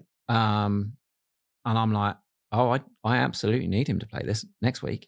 Yeah, you don't want to rely on him to start. It's nice to have a bit of bench cover. It's nice when you've got a bit of bench cover, but when you look at it and you're like, I've got Greaves injured and I've got Gabriel injured, and suddenly I need it, and you're like, this is a bit icky. I think the thing with Rico Lewis, especially in games when they are dominant, I think our expectation was that he'd spend a lot of time in the box. I'm not sure in those games where they're very dominant that he's anything more than a decoy. He's just occupying space. He was just stood there, not really. I kept thinking, Lewis is in a good position, and then that was it. But that was it. Yep. Whereas Vardiol's now had the most touches of any player in the league in the final third for the season. Or in any position? Any position. Wow, that's an incredible stat. He had over 100 touches in the opponent's half on Saturday. Wow. Over 100 touches in the opponent's half Vardiol was having. He stepped it up in the past few weeks as well. He looks scary. I don't like not owning him. I do not like not owning him. I do wonder if Gabriel is out then, if rather than downgrade, it's just go to Guardiola. I think it is. It is. And I think if it turns out that we get news from Gabriel that it's, like, if we get news that it's, so I saw the online physios and it's like grade 1 MCL spraying a grade.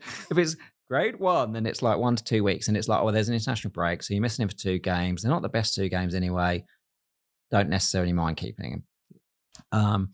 If it turns out like it's 3-4 months, then I think there's a big decision. What you might find is Saliba suddenly, though, becomes the prime target for set pieces. So does that make Saliba better?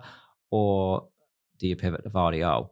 At the moment, I'm just looking at it and saying, most touches in the final third in the Premier League. Like over 100. Well, I looked at this weekend and was like, most touches in the opponent's half for the whole league, and the top 5 are all from Man City. I was like, and Akanji and Vardy were both in there. Wow. But it's really helping his baseline. He gets top bonus for this game. Yeah, Vardy, I think he's not just for his attacking returns now. He's going to get bonus. And if he gets cleans, then yeah, it's big. Yeah, I think Vardy is just a better option than Lewis. Maybe even taking into account price, he's the one that I want to move to eventually. I can't see myself holding Lewis much longer. Foden, I think, was unfortunate not to get anything in this game. He slid Haaland through for a one-on-one, which you expect Haaland to take. He had 0.72 expected assist, created a big chance. I don't think it was a great performance from him. I found similar to what you said around Lewis, where he was just stood there not actually receiving the ball a lot. Absolutely. And I do think in the absence of KDB, he's been the creative spark a lot more. It was like when Ødegaard's been out, Saka's had to take on a lot of that creative responsibility. Yeah. Foden's goal threat this season has been virtually non-existent. Like, he's barely had any chances to score, but he's very creative. I still think he's fine. Like, I bought him. I do regret it. I wish I just had Saka now instead, but I equally think Phil Foden's quality is so high. He's obviously got through whatever he was going through at the start of the season now. Yep. I kind of expect him to continue starting. Not every game, but I would, over the next 2, I'd be very surprised if he doesn't start at least one of the next 2. He's probably a finer hold. Not someone I'd go out and buy, though. Probably. Definitely wouldn't go and buy, but Pep had some good embargo quotes, which I think only came out this morning, about how he wants Phil to be really, really close to Haaland. So that's almost, and I felt like that is what we're seeing now. Saw it in Europe last week, and even with wide players out, he's still keeping him there. It really feels like he's now there, which means it's probably like him or Gundogan for that position. So we might need to think about it when we see like some Champions League teams. If like Foden's starting and Gundogan's on the bench, what does that mean on the weekend? Yeah, there could be some risks involved with it. Like I said, I don't think he's necessarily a buy, but I do think if he's the closest person to Haaland against Bournemouth next weekend, it's not a bad option. Yeah. It's not a bad option at all. The other winger, though, do we call him Savio or Savinio? Like, I can't really work it out. I'll go for Savio. I tend to go for Savio. Let's go Savio. Just brilliant, though, isn't he? Just brilliant. I don't know if you saw the exchange between, like, the exchanges around him and Mahrez, but I didn't realize that he literally requested that number because he loves Mahrez so much. He's just been talking about how much he loves him. Then Mahrez commented on one of his posts on social media, and it does feel like it's Mahrez, but I'm not better necessarily. But on the ball, he's even better with his dribbling and with taking on players, and exceptional quality in terms of delivery. He's just a top asset. Like, if you compare him and Doku, and this is no disrespect to Doku, but as soon as Savio's come in, you're like, that's a player there. Yeah, I mean, if he ever scores, then he got free bonus without return. Yeah, I forgot to say that. Free bonus with 0 returns. But if he scores, it's a double digit. Yeah. Now, will he score? Because it's always going to be very difficult for him to score if a team sits in, because he's actually just used as the person that's going to try and beat the man and get the ball in, which is hence why he was the top bonus for this one, because he's constantly dribbling, constantly open play crossing. Yeah. I think he ended up with 5 or 6 key passes and 2 big chances created. He should have had something from this game. He could have had an 9-point assist, with a clean sheet. I like him. Would I use a spot for him? I don't know. I think Man City are a team that are going to be interesting over the coming weeks because people start to move off them, but you could imagine that this is the point that they just turn it up a notch and you start regretting maybe moving their assets on. The next game was Everton 1, Fulham 1. What are you doing? Not what are you doing? What are you doing with Calvert-Lewin? It's such a difficult one, right? Because every week I sit here and go, I think I'd keep Calvert-Lewin. He's got Southampton this week. It's so difficult to sell a player before Southampton, but is he even going to start? Exactly. I don't think enough people, I think, as I said, people are looking at the fixtures and thinking they're still good. But what if those fixtures are good? Those fixtures also really matter for Everton. And Beto offered more than he did, because the point of Calvert-Lewin is you have to play to his strengths. Yep. The point of Calvert-Lewin is that he will occupy defenders, which hopefully makes more for the players around him. So Calvert-Lewin's good for Ndoye, it's good for McNeil because they're able to lose their men because he's always occupying that space. But that's not necessarily always good for Calvert-Lewin. Now, do we talk differently here if Kenny Tete just leaves his foot slightly further back? Yeah. This is it. It's fine margins, isn't it? It's so fine. Comes away with probably an 8 or 9 points at the end. It's a very, very, potentially a different conversation where we're like, okay, it's fine. But the fact is he didn't. And that is 5 games in a row that he's not returned. Any striker. And in that time, Rao, Wissa, Cunha have just looked. This is the issue, Chris Wood. Like, if all of the cheap forwards were being quite disappointing, you'd say, oh, there not many of them have scored. But every other cheap forward, even Strand Larsen, like they're all just scoring. Exactly. So, do you think you're going to sell him ahead of Southampton, or do you think you'll hold him one more week? I can't really sell him this week. Because if I sold him, I go to Strand Larsen. I don't think you should be selling him to go to Strand Larsen. That's my feeling on it. I still think you should be looking, or even Jimenez. I still think it's a similar-ish situation that there's another striker there. Yep. At some point, like Jimenez still does have the number 9. At some point, if he plays, I think you have to look at potentially. Can you bench him? I definitely think you need an exit plan. So let's say someone had a million sat there and they could get to Cunha or Wood. Just do it. Don't even think about it because you don't do it and then it does get benched or anything like that. But just in general, look at it. Is him away at Southampton a better fixture than Cunha against anyone? Yeah. No. I don't know. I struggle to sit here and say to sell a player before Southampton, but everything is pointing to him just not being a very good FPL asset. He's just not his conversion rate's like less than 10%. He's too isolated. Yeah. Like he's there to do a job for his team. We do not in FPL need players doing jobs for teams. But even when he gets the chances, he's finishing so bad. So if he gets 1 or 2 chances, he's not finishing them. He's not going to magically become an over XG performer. Yeah. I'd love to know in the comments what you think about Calvert-Lewin. If I owned him, I would probably give him 1 more week. However, if I had multiple, let's say you've got like 2 or 3 free transfers, no other glaring issues, and $1 million in the bank, get him sold for Cunha or Wood. Yeah, and just sleep well at night. and that base I mentioned earlier, like 2 for him, is because he's so limited in his play. He's not doing anything else other than being there for it. So even if he does score, he's not actually guaranteed to get like a 9-pointer. Yeah. And the chances are, I hope he does, but the chances of him bracing is just so multiple low. returns. He's going to have to get like 5 or 6 big chances to do that. Well, based on the XG and conversion, he's probably going to need like 10 big chances to convert 1 or 2. So, okay, yeah. The only other big player to mention in this game then was Jimenez. So I actually thought he was unlucky not to come away with anything. I think he created 2 big chances, 0.7 XGI. I still think he's top 5 cheap forwards for me. Yeah. I would say so. At the moment, I'm kind of viewing it as Cunha, Wissa, Wood, Welbeck, Jimenez, Strand Larsen, and maybe 6th. Yeah. I don't know that Jimenez would be top, just because, as you say, he's not getting 90 minutes every game. Menez is still their golden boy, their star boy. They invest a lot of money and time into him. I could still see him starting the odd game. The only thing with Jimenez is I think he takes the next pen because Andreas' pen was so 100%. Bad. And so him being on pens, what about Wissa versus Jimenez then? Which way would you lean there? Oh, I would go Wissa. You'd go Wissa. Yeah. Is this the better team or better player or everything? Yeah, it's more that where does everything go to? I think Jimenez is just a really good all-round player, but I do think that there's multiple players that can score goals in that team. Yeah. Whereas I just feel like Wissa's the man for them. I think that they're a team that can score 3 or 4. I do think Fulham, I really like Fulham, but they will often like be a 2-1, a 1-0. Yeah. Yeah.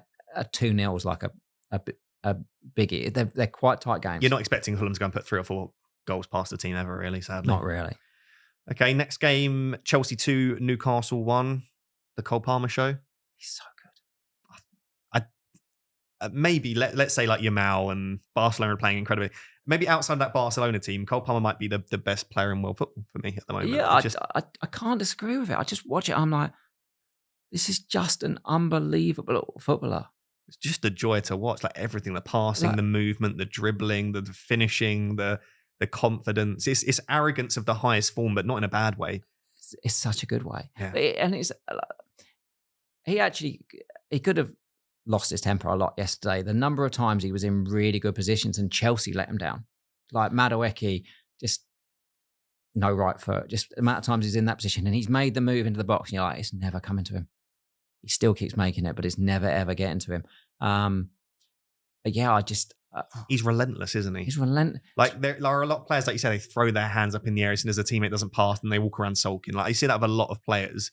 He's relentless. He'll just go get the ball again and get the ball again and then get the ball again and then get into the position. Like you just feel like a goal is coming at all points. Right? Regardless where he is on the pitch, you think an attacking return is possible? Yeah.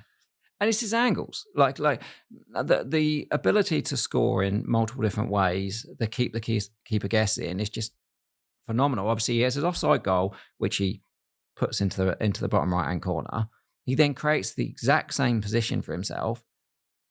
And guess what? He makes Pope look silly. He just goes, I'll go bottom near post. But we've seen him whip those in high. We've seen him, open his body and try and play at the right. He doesn't have like a set finish, almost. He can literally do whatever he wants. We say multiple routes to points often with players, but it's got corners, set pieces, direct free kicks, opening up his body, finesse shot style across the goal, dinking the keeper, like literally can do anything. He can literally do everything. So Reece James is obviously they're doing in swingers on both sides. So I almost get a bit annoyed about that. Is obviously when the corner on the left side, he goes for the short corner, which they never take. So I'm almost like, get in the box, do something, or at least be there for the rebound. Like he's actually completely useless if they have a corner from the left hand side. But at the second it goes to the right, you're like, yes, okay. His delivery is great. I mean, he tried to score one. I did see that. Yeah, he tried going over the keeper. It almost worked, actually. I think, almost did. Yeah, Pope had to punch it.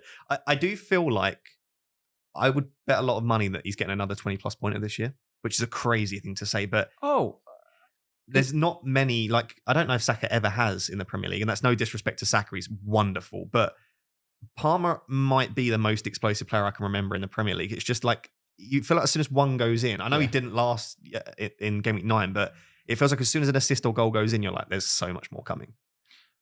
If someone said to you, I'll take a bet on for you and I'll bet that Palmer scores less than 200 points, how much money would you offer him? Everything I own. You'd have everything you own. You really would, wouldn't you? He's gonna demolish that. I think he'll be the top point scoring player. Even just the way that he holds himself, the way that he runs, you're like, I can't actually see him really getting injured.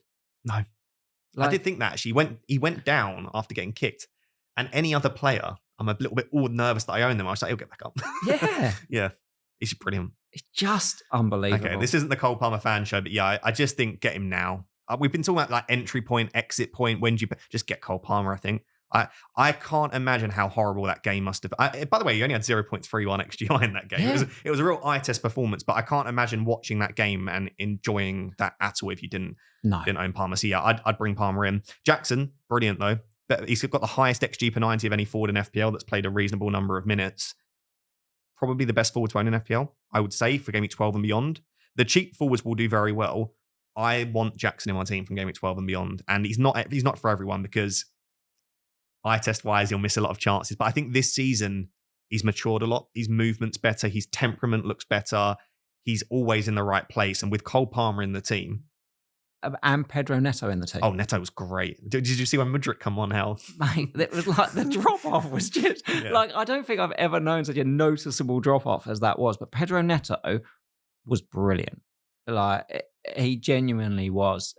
So what you had is, effectively with Cole Palmer and him, you had almost like 20-point baseline players. Yeah. Which show... And they're just creators. Having both of those, Jackson can't do badly. Yeah. I did look at it. He's literally just got to stand there and it will get the ball. But his movement has been brilliant this year as well.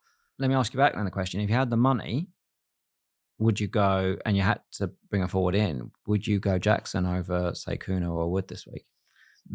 This is my issue. So if I sell Haaland to buy Salah this week, which is a possibility, I will buy Salah for dibbling. I have anywhere up to like 8.5 million to replace Haaland. I'm thinking, do I go for Wissa? I mean, I've already got Cunha, but Wissa, Wood, Raul Jimenez. Or do I just get Jackson in now? He's got Arsenal next week Game Week 11, which isn't ideal, but then in place. I think other than Cunha, I think I would go Jackson. I think I'd go Jackson ahead of Wissa, ahead of Raul Jimenez. I think Jackson's right up there, but Cunha I've been so impressed with. So I'd probably have Cunha is the top, and then Jackson, and then I'd go to the rest of the cheap mids. What do you think? Yeah, I agree. Almost exactly the same. I agree. But I did watch that game thinking, yeah, I'm ready. I'm ready for some Nico Payne again. Yeah, I'm ready for it. I owned him for Spurs last season. It didn't go very well. I put him under the same bracket as Darwin Nunez, but I now think that's very disrespectful to Jackson. And Jackson has stepped it up a notch for sure. Then we've got Isak was the only other player that I wanted to mention. Back to his best in terms of liveliness, fitness, creating chances, getting chances. The start of the season, it just wasn't Isak. I don't know if he was carrying an issue and that's what led to him being out. But last couple of games, he's accumulating a lot of chances, not necessarily taking them, but just getting them. So 3 big chances, 1.21 XG. Just keep Isak in mind from game week 12 and beyond. Because we're talking about Jackson, we're talking about Whip. Isak grabs a couple of goals in the next 2. I can imagine that a lot of people will be looking from game week 12. So I'm tempted, I'm interested, but I just need to give... Newcastle are a very unpredictable team for me. The next game, this is where I ask you your opinion. Get ready. So we do have a Spurs fan in the house, of course. Crystal Palace 1, Spurs 0. Just talk to me. What happened? What did you make of it? Try not to cry. It's as bad as it gets. It's genuinely as bad as it gets, for us this season. It was Palace. They did do a number on us, massively did a number on us. They knew, it felt very similar to the second half that Brighton had with us, where it was almost like, we just let you have the ball in your half and we're just going to try and nick it when you've got it. And they did, what was that number you presented on your... I think it was, they turned the ball over 14. We turned the ball over 49 times in our own final third, in our third. So they literally were just like, keep it and you'll lose the ball. Yes. Yeah. And, some of the personnel don't help that. Is that when you've got, Son is such a big loss for us. Just he's the captain, but how he plays, how his intelligence to be able to drop in, take the ball, create and start moves is everything for us. Brennan Johnson has gone on a really good run of scoring. What you've seen in the last 2 games is he's absolutely desperate to continue that run of scoring. Now, that might be good for FPL perspective, but from a team perspective, it's really bad. There was no output on the right hand side because he was inside before it even started. Yeah. That then caused a huge problem for Solanke because you've got another guy there. And Kulusevski could easily got sent off because he was trying to fight the battle of the right winger and the right 8. And it was just either players aren't following instruction from Ange in that space, or just it's all wrong. But it's bad. Solanke's the one that I think most people want an opinion on and want to know what to do with. I obviously own him myself. So just to present some stats, in the last 3 games, so this game he had 0.02 XG. The game before it was 0.08 XG. And then the game before that was the Brighton one when he didn't have a single shot. So that means across the last 3 games, he's had a combined 0.1 XG, 2 shots, averaging 0.03 XG per 90. That's comfortably the worst of any forward in the league. It's not even close. Not even close. So... do you give Solanke... he's got back-to-back home games now. The Villa game, I feel like it could be a game that suits him. Then it's Ipswich. Would you suggest keeping Solanke for the next couple? Again, let's say someone's got the transfers to make, or do you think it's just time to lose him? If you've got the transfers and you've got everything available and Kuna's right there, then great. Like you say, if you were rescoring it, what order do I put him in? Solanke's right down, isn't he? He's down. I do think, I said last week on our pod, it feels like he's playing the Bobby Firmino role to a Mane and Salah, really effectively, when Johnson and Son are around him. And that's not really the number 9. It's almost more false 9. He's the one that will drop deep. He works really hard for the team, but you don't want really work hard for him. You want lead the line. Has something changed in the last 3? Because in game week 5 and 6, he had 7 big chances, which was the most in the league. Has Ange just tweaked it, or is it Solanke bringing that on himself? Because in game week 5 and 6, he looked more of a 9. Even in the United game, he looked more of... I was there live. He looked more of a 9. But now all of a sudden, he's on the halfway line. And he turns a bit like like a truck. When you then counter, he can't possibly catch up with Brennan Johnson, Kulusevski, Werner, Son, whoever it is. No. You'll see when it's like they're gone and he's not got the pace. He's 20 yards behind. You'll be like, oh. So you want him leading the line from the start. You want him up there. But he is... I feel like everyone's being sucked deeper because of the amount of time we spend a lot of time playing around. But then in front of it, so Basuma, So we've tried this thing with Maddison and Kulusevski as like twin 8/10s. The last game, we then at half time we took Maddison off to put Sarr there. I felt that was much better balance. Yeah. Having two of them, again, like there's not enough drive out of midfield. There's not enough ability to just say, I want the ball and I'm going to do stuff. And to stop teams when they do get through. Yeah, it just doesn't feel right at the moment. There's this game that goes on at the back. There's this game that sort of like mucks around up there, and there's just not enough in the middle. Teams are very easily looking at it and doing this sort of 4-2-4 pressing, and it works. It's a big problem for him. It's a big problem for him. Let's see. Obviously, we've got Man City midweek. Yeah. Be very interesting to see the minutes of what they play. Obviously, Richarlison's back too. Are there any worries about his minutes, do you think? Is that possibly a concern? Or if you're similar to DCL, if you're not scoring and you're not shooting, and there's another guy there, at some point, Richarlison will score and shoot. Yeah. For all we say about Richarlison, he'll at least... You know that Richarlison is selfish enough that he'll be like, well, if he's not doing it, I'll do it. I worry about all of it. Yeah.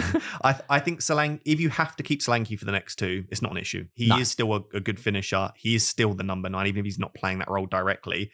And Spurs are a good attack for everything. So Solanke is fine to keep. I do think if you've got, like, I'm looking now, downgrading Solanke allows me to get Salah in the team. It's like, that is a no-brainer because the cheap forwards are that good.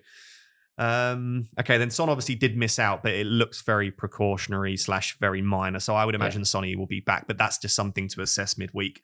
Cool. Next game, West Ham 2, Man United 1. How do you find that?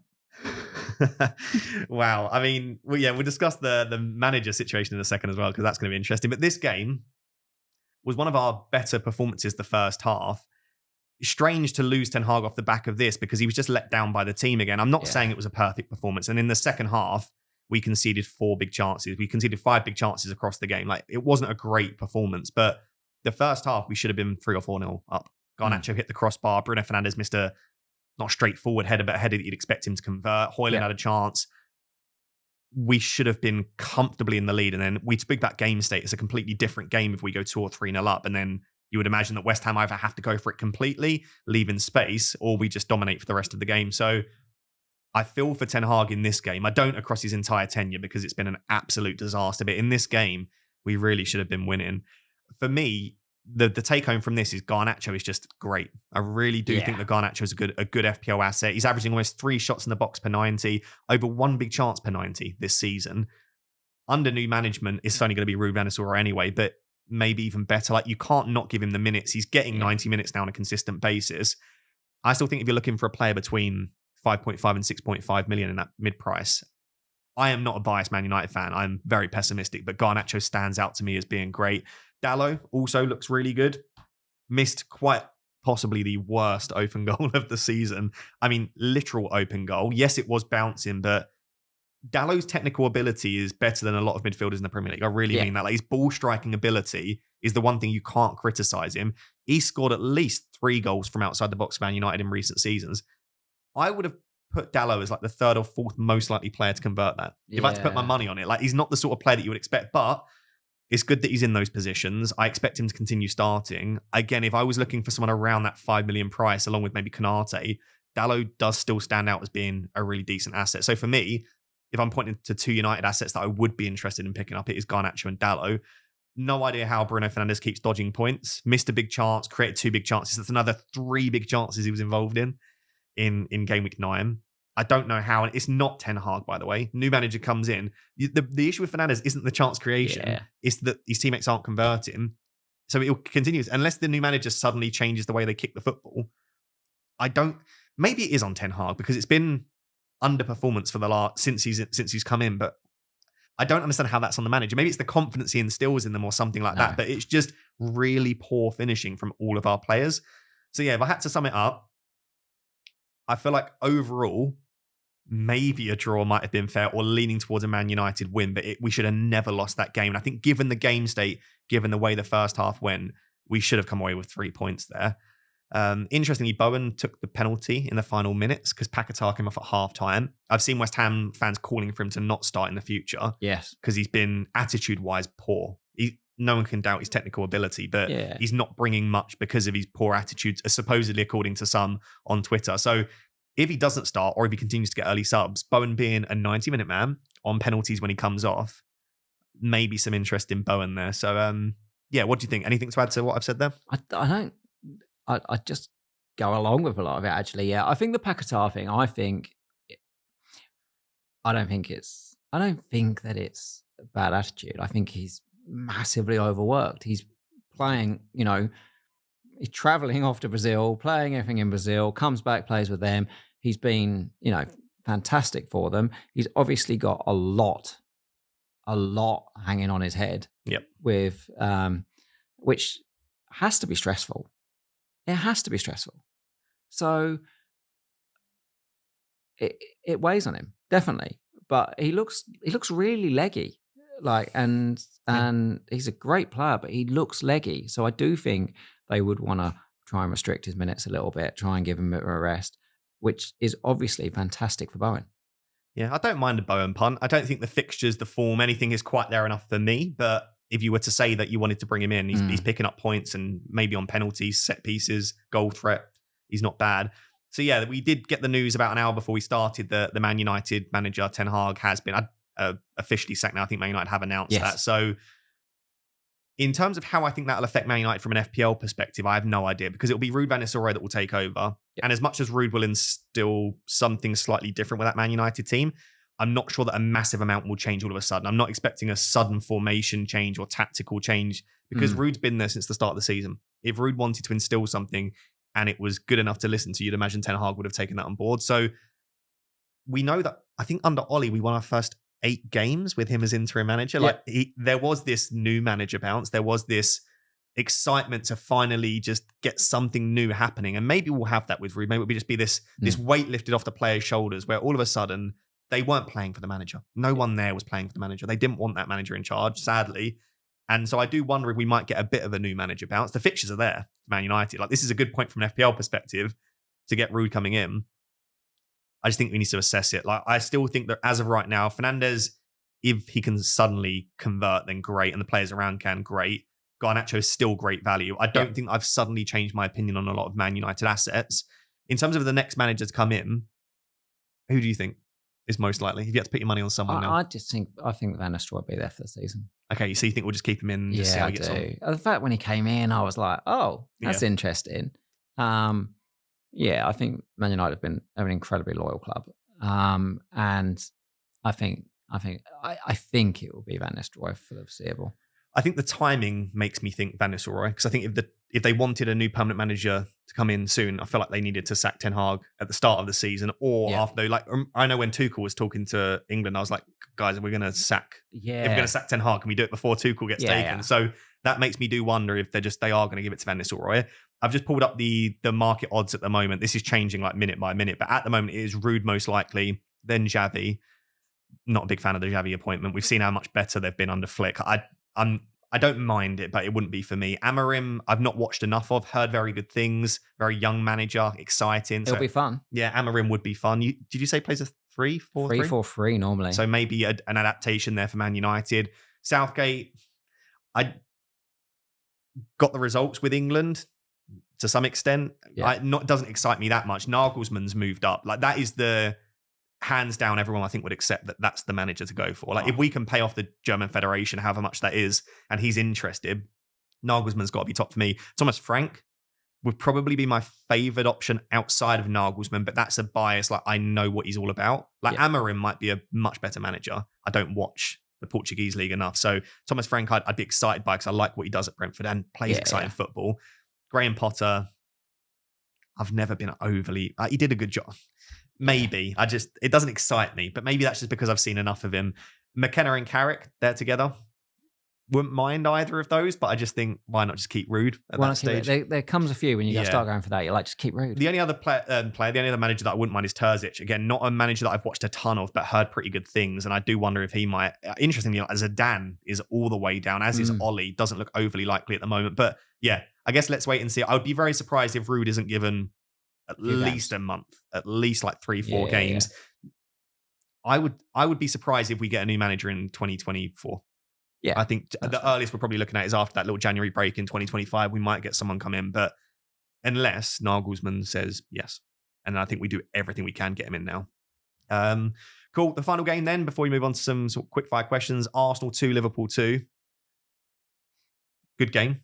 I enjoyed it. What did you make of the game? I always find it really difficult when two good teams play off against each other to dissect it. I do. I think there's a little bit of me this season that's been a bit.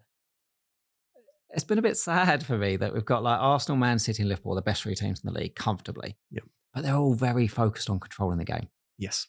You know, we use words like they're measured, it's great out of possession, it's quite safe. That's what we loved about Klopp. Stuff. Klopp wasn't measured. Yeah, it brought some different dynamic to it. It's like, oh, we've got another team controlling the league, have we? Yeah. Good. Yeah, even like, so Liverpool obviously at 2-1 down, I was just waiting for it to kick into gear. Do you know what I mean? Where they'd be like, okay, handbrake off here, let's go. And obviously the goal comes from one of those moments, and you were like, they'll do that again. They didn't do it again. Yeah. I mean, Saka, he scores that early goal. You're like, oh God, I hate having Saka in my team. I hate it. I regretted it immediately. As soon as I saw that Foden blank, I was like, Saka's starting and scoring, and he did. Yeah, there was the sort of takeaways from Arsenal I would take, other than the fact of defensively, there's injuries. That back line when Gabriel came off, it was Partey, White, Kivior, Lewis Skelly. Yeah. Like, that is just... I think Partey did an all right job at right back, to be fair to Diaz, me. Yeah, Diaz got past him a couple of times, but Diaz is one of the better left wingers in the league. Yeah, but I think he did all right. Okay. But Ben White was good, I thought. Ben White was good. So you'd assume... And Timber clearly hasn't got the ability to play 90 minutes in any game. So I assume he'll be fine again, but he just can't do it. His legs, he's cramping up every time by about 70 minutes. I think you chuck Saliba back in there, and the back line is, again, Partey, Saliba, White, Kivior, or Timber, or Calafiori once he's back. It's not back, even if Gabriel isn't there, it's not. It's still be okay. Be okay. Well, the one thing I've started to notice more from a tactical perspective, obviously Havertz has been really leading the line for them for a long period of time.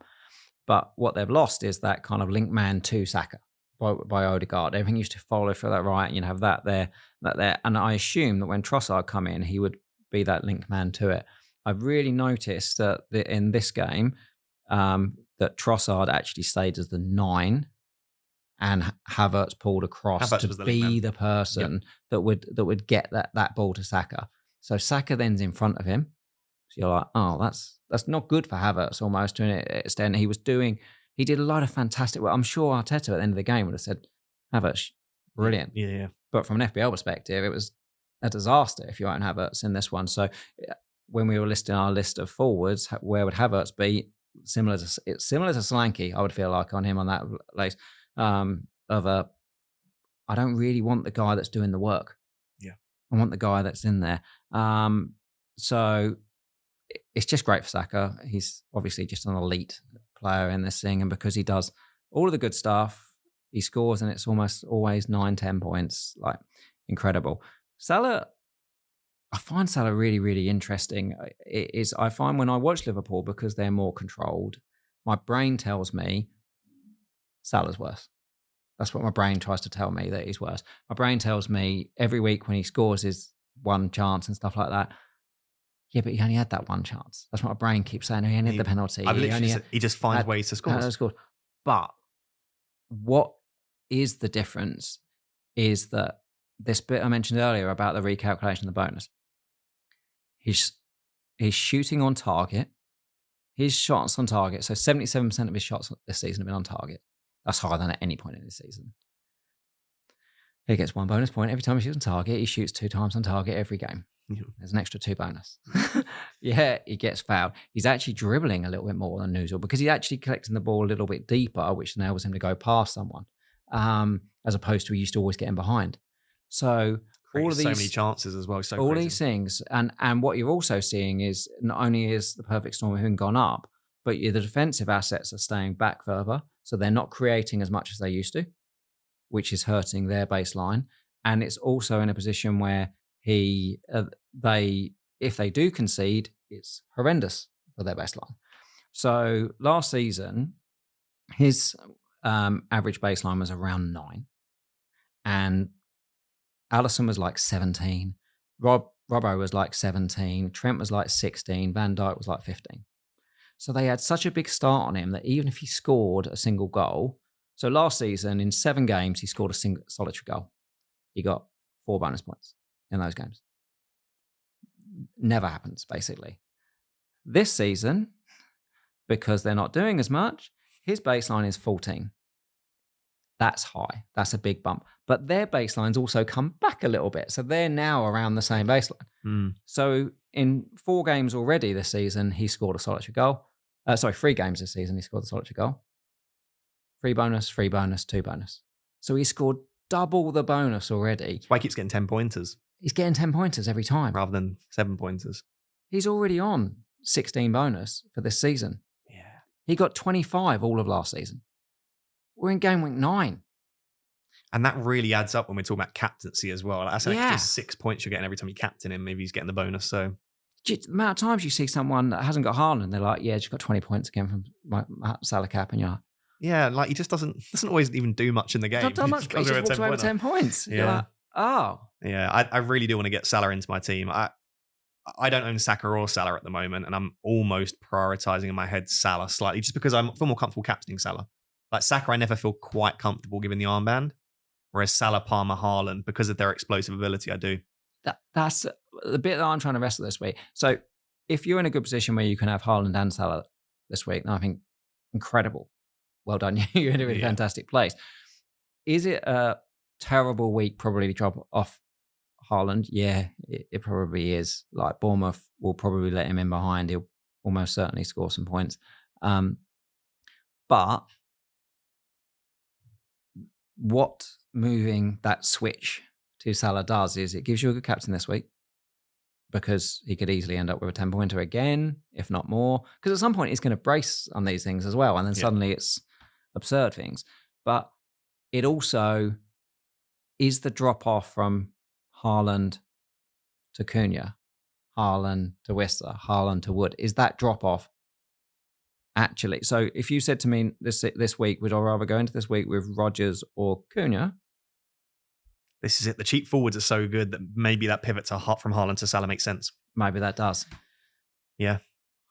This is interesting. But that the ability to get at least 2 bonus every time as soon as he scored, I was like, well, he's not going to be in the bonus. He's done nothing. Look at it. Oh, damn, he's top. Yeah. It's great when you own him, because I had him at the start of the season, and I remember he had that game where he missed a big chance, was terrible, scored a pen and got a 10-pointer, and I captained him. And when you own him, it's wonderful. But when you don't, you're like, how on earth does he come away with 4 bonus points? But he's got such a big percentage because nobody else is shooting. Darwin Núñez has had 4 shots this season in 280 minutes. Yep. You used to have that in 2.8 minutes. It's like Darwin would 100% of the time not have passed to Salah in that moment, the ball that went over. He'd have been like, I'm just banging this. But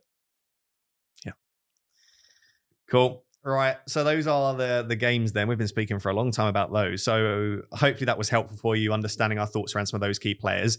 The next section is quick fire questions. So I've got 5 questions for you. You got up to about 10 seconds for each. Give us a couple of comments and just do your best to answer them. Feeling ready? Cool. Favorite cheap forward to buy this week? Kuna. Favorite cheap defender to buy this week? Aït-Nouri. Loving the Wolves assets. Would you sell Haaland for Salah this week if it's for free? I might do it for -4. Okay, interesting. Best captaincy option if you owned everyone for game week 10? Mo Salah. Finally, if you've got the free transfers, sell Solanke or keep faith for the next 2 weeks? If you've got the free transfers, I think you can sell him. Perfect. Nice and decisive. I like that a lot. Cool. So the next section is discussing clubs. So as you guys will probably know by now, I have partnered with Club for FPL Therapy, and it's just an unbelievable, fun, free-to-play fantasy football mobile game. And each week we're basically asking our guest to meet with our agent, which is Manny, and try to pull the best possible player that they can for my club and for my team. So I'll just show you on your screen right now. My team's actually improving, which is good. This is what we like to see. So my front line is Garnacho, Jackson, Jimenez, which is really solid. I've got the likes of Dallo and Onana in there who come into a nice fixture run now. Maybe the new manager bounce will help. And a couple of decent players on the bench. So the highest rated player that we've managed to pull thus far was 80 rated. So that was Smith Rowe and Gusto. So if you pull an 81 rated player, you shoot to the top of the leaderboard. So I'm going to pass the phone to you now. All you need to do is click meet now. I'm not going to be able to see it. Just let me know who the player is and what their rating is. Oh, no. Oh, is it Stinker? Who is the lowest scoring player in any game ever in FPL? Bednarek? Absolutely. There you go, testing my knowledge. Okay. So what is his rating? Oh, he's 79. So it's not the worst rating, but not the best player. Do I want to own Bednarek in my team? Not really. That puts you joint bottom of the list, but that's where I am right now. That's the story of my season that you give me it. I'm so sorry, right? Bednarek, not the best. Do you know what? I'm just going to reject him. I'm so sorry, Bednarek. Right, Bednarek's been rejected. Not going to change my team. But yeah, this is my club. If you do want to check out club football, please do check the link out in the description. Or if you're watching this on sort of social media, there'll be a link in my description or my bio. Wherever you're watching this, check it out. And yeah, I'm sure you guys will enjoy it when it's available in your country. And it's something I've been enjoying a lot as well. But yeah, Bednarek sadly won't be entering my starting 11. Right, moving on to another little fun game we do, which is the prediction game for FPL Therapy. So each week I ask guests to present the 3 players that they think will perform best under 10%. So it's basically 3 differentials. You guys play along every week, which I really do love. So let me know in the comments who are your top 3 differentials for game week 10. Last week, Tobes had Wissa, Rao, and Son. Wissa 10 points, Rao unlucky to blank, and Son didn't feature. Maybe if he did, he would have got something. So I feel like that's quite unlucky, but that's only 12 points. So as of right now, the leaderboard, Praz is still top all the way from game week 2 with 20. Pricey's in second with game week 3 with 16. So we've not had a really good score for a while. Your 3 are actually really interesting because normally what people do is they just pick players just playing against newly promoted teams. None of the 3 are playing against a newly promoted team. So but I think this is the way to do it because on paper, the 3 best differentials never actually end up performing that way with the best fixtures. So the first player we discussed in a little bit of detail, Savio. You like the matchup for him? Think he's going to start? I like the matchup. If there's a chance that he is going to get behind and maybe get the goal, this could be it. Yeah, I like it. It's very suited fixture for him, as we spoke about. It was the Doku game last season, wasn't it? Bournemouth. Oh, it was. What did he get? Like 20-something points? Yeah, it was crazy. Okay, I like that. I like the thought process. The next one we spoke about to death is Cunha. Yeah, could not. You've got to. And I feel like a penalty might be coming soon. There's my prediction that Cunha over the next couple might get a cheeky pen. I hope that he is on pens, by the way. It's going to be pretty embarrassing if he's not, after I keep saying he is. By the way, if Sarabia comes on, that's the only slight doubt, or Hwang, then they could. But I think if everyone else is, like Strand Larsen, I checked, by the way, hasn't taken penalties at club level, which is good. So I think it should be Cunha. And then your third differential, I love this, going to be new manager bounce 5-0 win, Garnacho against Chelsea. Garnacho against Chelsea. I mean, Chelsea... Didn't he score a brace against Chelsea last year? Did I make that up? Well, that's the other thing, is we are going on differential. Basically, he only scored braces, didn't he? So I'm sure last year he scored a brace against Chelsea. He didn't score any singular goals last season. He just scored braces. So you're telling me he's going to score a brace? So let's go big. Okay, there you go. So transfer in and captain Garnacho. There we go. So the 3 differentials this week, Savio, Cunha, Garnacho. Next week we'll obviously update. And you will, for the first time, we've now got 10 guests on our leaderboard. So you will, as long as you score more than 8 points, displace Fran at the bottom of the leaderboard. And Fran will be back on at some point, I'm sure, to redeem himself. Cool. So the final thing then is just to discuss our teams. This has been a longer pod today, by the way. So if you do enjoy the longer pods, smash that like button and let me know in the comments if you want to continue to see them. So your team for game week 10, how many free transfers do you have, by the way? 1.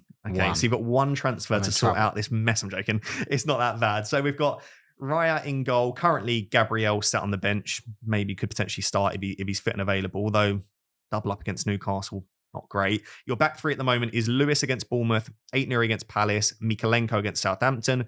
Your midfield 4 is Son against Villa, and Burma against Fulham, Rodgers against Spurs, and then Palmer against United. And then your front 3 is Solanke against Villa, Haaland against Bournemouth, and Calvert-Lewin against Southampton. And like I said, your bench is Gabriel, Semenyo, and injured Greaves, with also Fabianski on the bench. Yeah. Who actually we didn't even mention in that, did start ahead of Areola, and looks like he might have done enough. Yeah, he did enough. Did enough to keep his place ahead of Areola, apart from that mistake for the Dalot chance. But so you got one free transfer. What are your plans with this team? Like, are you going to roll? Can you see yourself making a transfer? And we did discuss the possibility of a hit. Yeah, I mean, if I could, roll's definitely a possibility. Because there's a lot of things that I don't like. Yeah. You know, Solanke, I've probably got to keep him for the next 2 weeks. Yeah. But he could be that easy move of Solanke, for example, to Jackson in 12. Calvert-Lewin isn't pretty.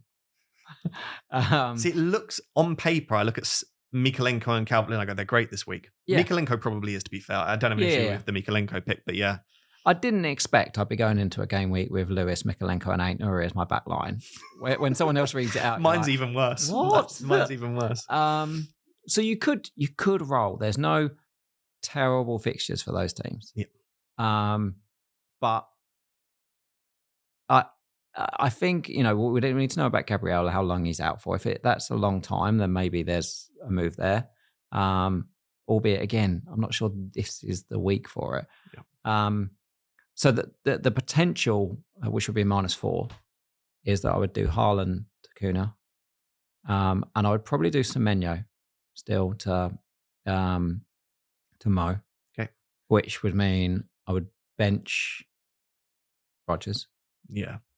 On that point. It all depends how much I really want the captaincy. What would you say percentage-wise chances, and this is obviously, we're recording this on Monday, so very early stage, what would you say the percentage chance of you pivoting from Haaland to Mo is right now? Yeah, I think it's probably 70-30. So you're likely to make the change, even though we've spoken about Haaland against Bournemouth. Yeah. Do we think that Salah is that much better as a captaincy option this week then? I just think I expect the goal from Mo. I expect a goal. I expect a goal every game. And then I expect 10 points from him. I expect probably a brace from Haaland. So maybe I do lose on that one. But I also just, what it does, it gives me Kuna this week, which I like, but it also gives me 2 million in the bank. Yeah. And then your 2 million in the bank, you know, does open up a huge amount. You know, defensively, it's a worry. Yeah. We've also got, you know, so potentially I could do that. I could leave it for a week, and then I could do, for example, Son to Saka, and I could even, let's just say Solanke makes a dramatic recovery and he's okay. I could do Calvert-Lewin and Jackson. Yeah. Yeah, this is the thing. Like, in isolation, Haaland versus Salah, it's close. But then when you look at the combinations, you get Cunha versus Rodgers and the money in the bank. And the money in the bank to then keep spending. All of a sudden, then, yeah, even if Haaland does slightly outscore Salah, you still might be sort of net positive in the long term. But the sensible option might just to delay that 1 week. Yeah, potentially. This team doesn't need a transfer at all right now. But that doesn't mean you shouldn't make it. Because of captaincy. Yeah. It would swing captaincy, and therefore it's just a big old deal. Cool. Right, my team's actually not too dissimilar. Very similar in a lot of places. It's mainly just But you have transfers. Yeah, I have transfers, which does put me in a good position. So Raya in goal. At the moment, I've got Gabriel on the bench as well, but I think if he's fit, I always find it difficult to bench Gabriel. My back three is Lewis, Ait-Nouri, and Leif Davis. I wasn't planning on starting Leif Davis, but it is a great fixture against Leicester at home. If there is a week where they do concede fewer goals, it will be this week. And I also think that his delivery is that great. Attacking returns are always possible. So if I have to start him instead of Gabriel, I've got no issue. The midfield four, Foden and Mbeumo, Rodgers, Palmer. I don't really want to start Rodgers this week, and I'd rather most of the other premium mids to Foden. But also, if I had to start Foden and Rodgers, no issue. And then my front three is Haaland, Cunha, Solanke. Because I've got Ait-Nouri and Cunha, because I've got Palmer, I've got Haaland captain. And my bench even is Fabianski, Gabriel, Dibbling, Vandenberg. I could bench boost. I wouldn't. But this doesn't need a transfer again when I look at my team. So I could roll. Bit boring, but I could roll. The other option is selling Dibbling to Buonanotte, who's got Ipswich, and then benching Rodgers. So it solves my issue of having to start Rodgers every week. Gives me a better player than Dibbling, and it gives me a bit more rotation. And then I would then have 3 free transfers again going into Game Week 11. I could sell Solanke just straight up because I'm not happy with him, move to a Wissa, Raul Jimenez, Jackson, who I have enough money to do. So that's an option. And then the only other thing is a set of 3. Well, I could also do the Haaland Salah pivot. I can get Salah, as you spoke about at the start, without selling Haaland. So I can do Foden out for Salah, Solanke down to Wissa, and then I have to sell one of Raya or Gabriel to fund it. So Gabriel to Dalot or Raya to Pickford. So I'm losing. Let's say for now I do the Gabriel move. So it's Solanke, Foden, Gabriel to Wissa, Salah, and Dalot. If you don't like Dalot, I can have Konate. That's just better. Like I just prefer the 3 players that I'd be bringing in, and I've got the free transfers to make it, and it's not at the risk of losing Haaland. The only thing that would put me off that really is just the worry that I've just brought in Foden, I just bin him off straight away, but I'm getting Mohamed Salah, who in every world is a better asset. Yeah. Solanke, could do well. I'm selling him before Ipswich, but I've not seen much of that recently. And then losing one of Raya or Gabriel, it's not ideal, but also double Arsenal defence haven't been performing. Like I look at those three free transfers, and it feels obvious to make those. But then I just do lose my 3 free transfers. So I go into next week with 1. Yeah. And then if issues do start to crop up, then I'll be like, I probably wish I hadn't been that aggressive. But it would leave me with Palmer, Haaland, and Salah with Cunha and Nate Nuri. Like I feel like my team would look almost like a wildcard team at that stage. They feel like no-brainer transfers, don't they? I feel like they're no-brainer transfers, mate. So maybe I just have to get a little bit aggressive and just say, do you know what? Because there is this tendency when you've got 3 free transfers to want to get to 4 and then want to get to 5. And maybe I just get a bit more aggressive with it. I think if you tell anyone you can get Salah without losing Palmer and Haaland, get it done. So that's what I'm currently leaning to at the moment, is that set of 3 transfers. And I'll decide if Gabriel's fit, I'll sell Raya. If Gabriel's not fit, I'll sell Gabriel. And I just think it's just so. Then I will have, though, that decision of Haaland versus Salah captaincy. I might just put it back on Mo because I miss him. I miss him in my team. I captained him for the first 5 or 6 game weeks and I loved it. So yeah, that's how my team stands at the moment. Cool, mate. That's it. We're done. Did you enjoy it? I did enjoy it. I'm a bit jealous of your team, mate. Yeah, I feel like it is in a good position. The rank's not overly, but I also just don't care. I'm having fun with FPL still. So I actually do think I prefer like the chasing element. Like I think I prefer being lower and then chasing rather than being high and having to protect. It's really nerve-wracking protecting high. Well, that's what I'm telling myself anyway, as to why I start the season slowly pretty much every year. Cool. I appreciate you coming on, man. It's been fantastic. Please do check out Above Average FPL. I'll also link Baker's Twitter down below if you want to follow him personally. But yeah, check out the podcast. Yourself and Adam, it's just good vibes, honestly, especially on a Sunday. It's just so nice to tune in and listen to. Cheers. Yeah, so feel free to check that out. If you want to go and listen to their pod from this week, feel free to do so. Obviously, you've heard some of Baker's insights this week, but also Adam brings his own style as well, which is really refreshing. And yeah, make sure to like and subscribe if you're watching this on YouTube. Make sure to rate 5-star on audio. And thank you very much. I'll catch you next time.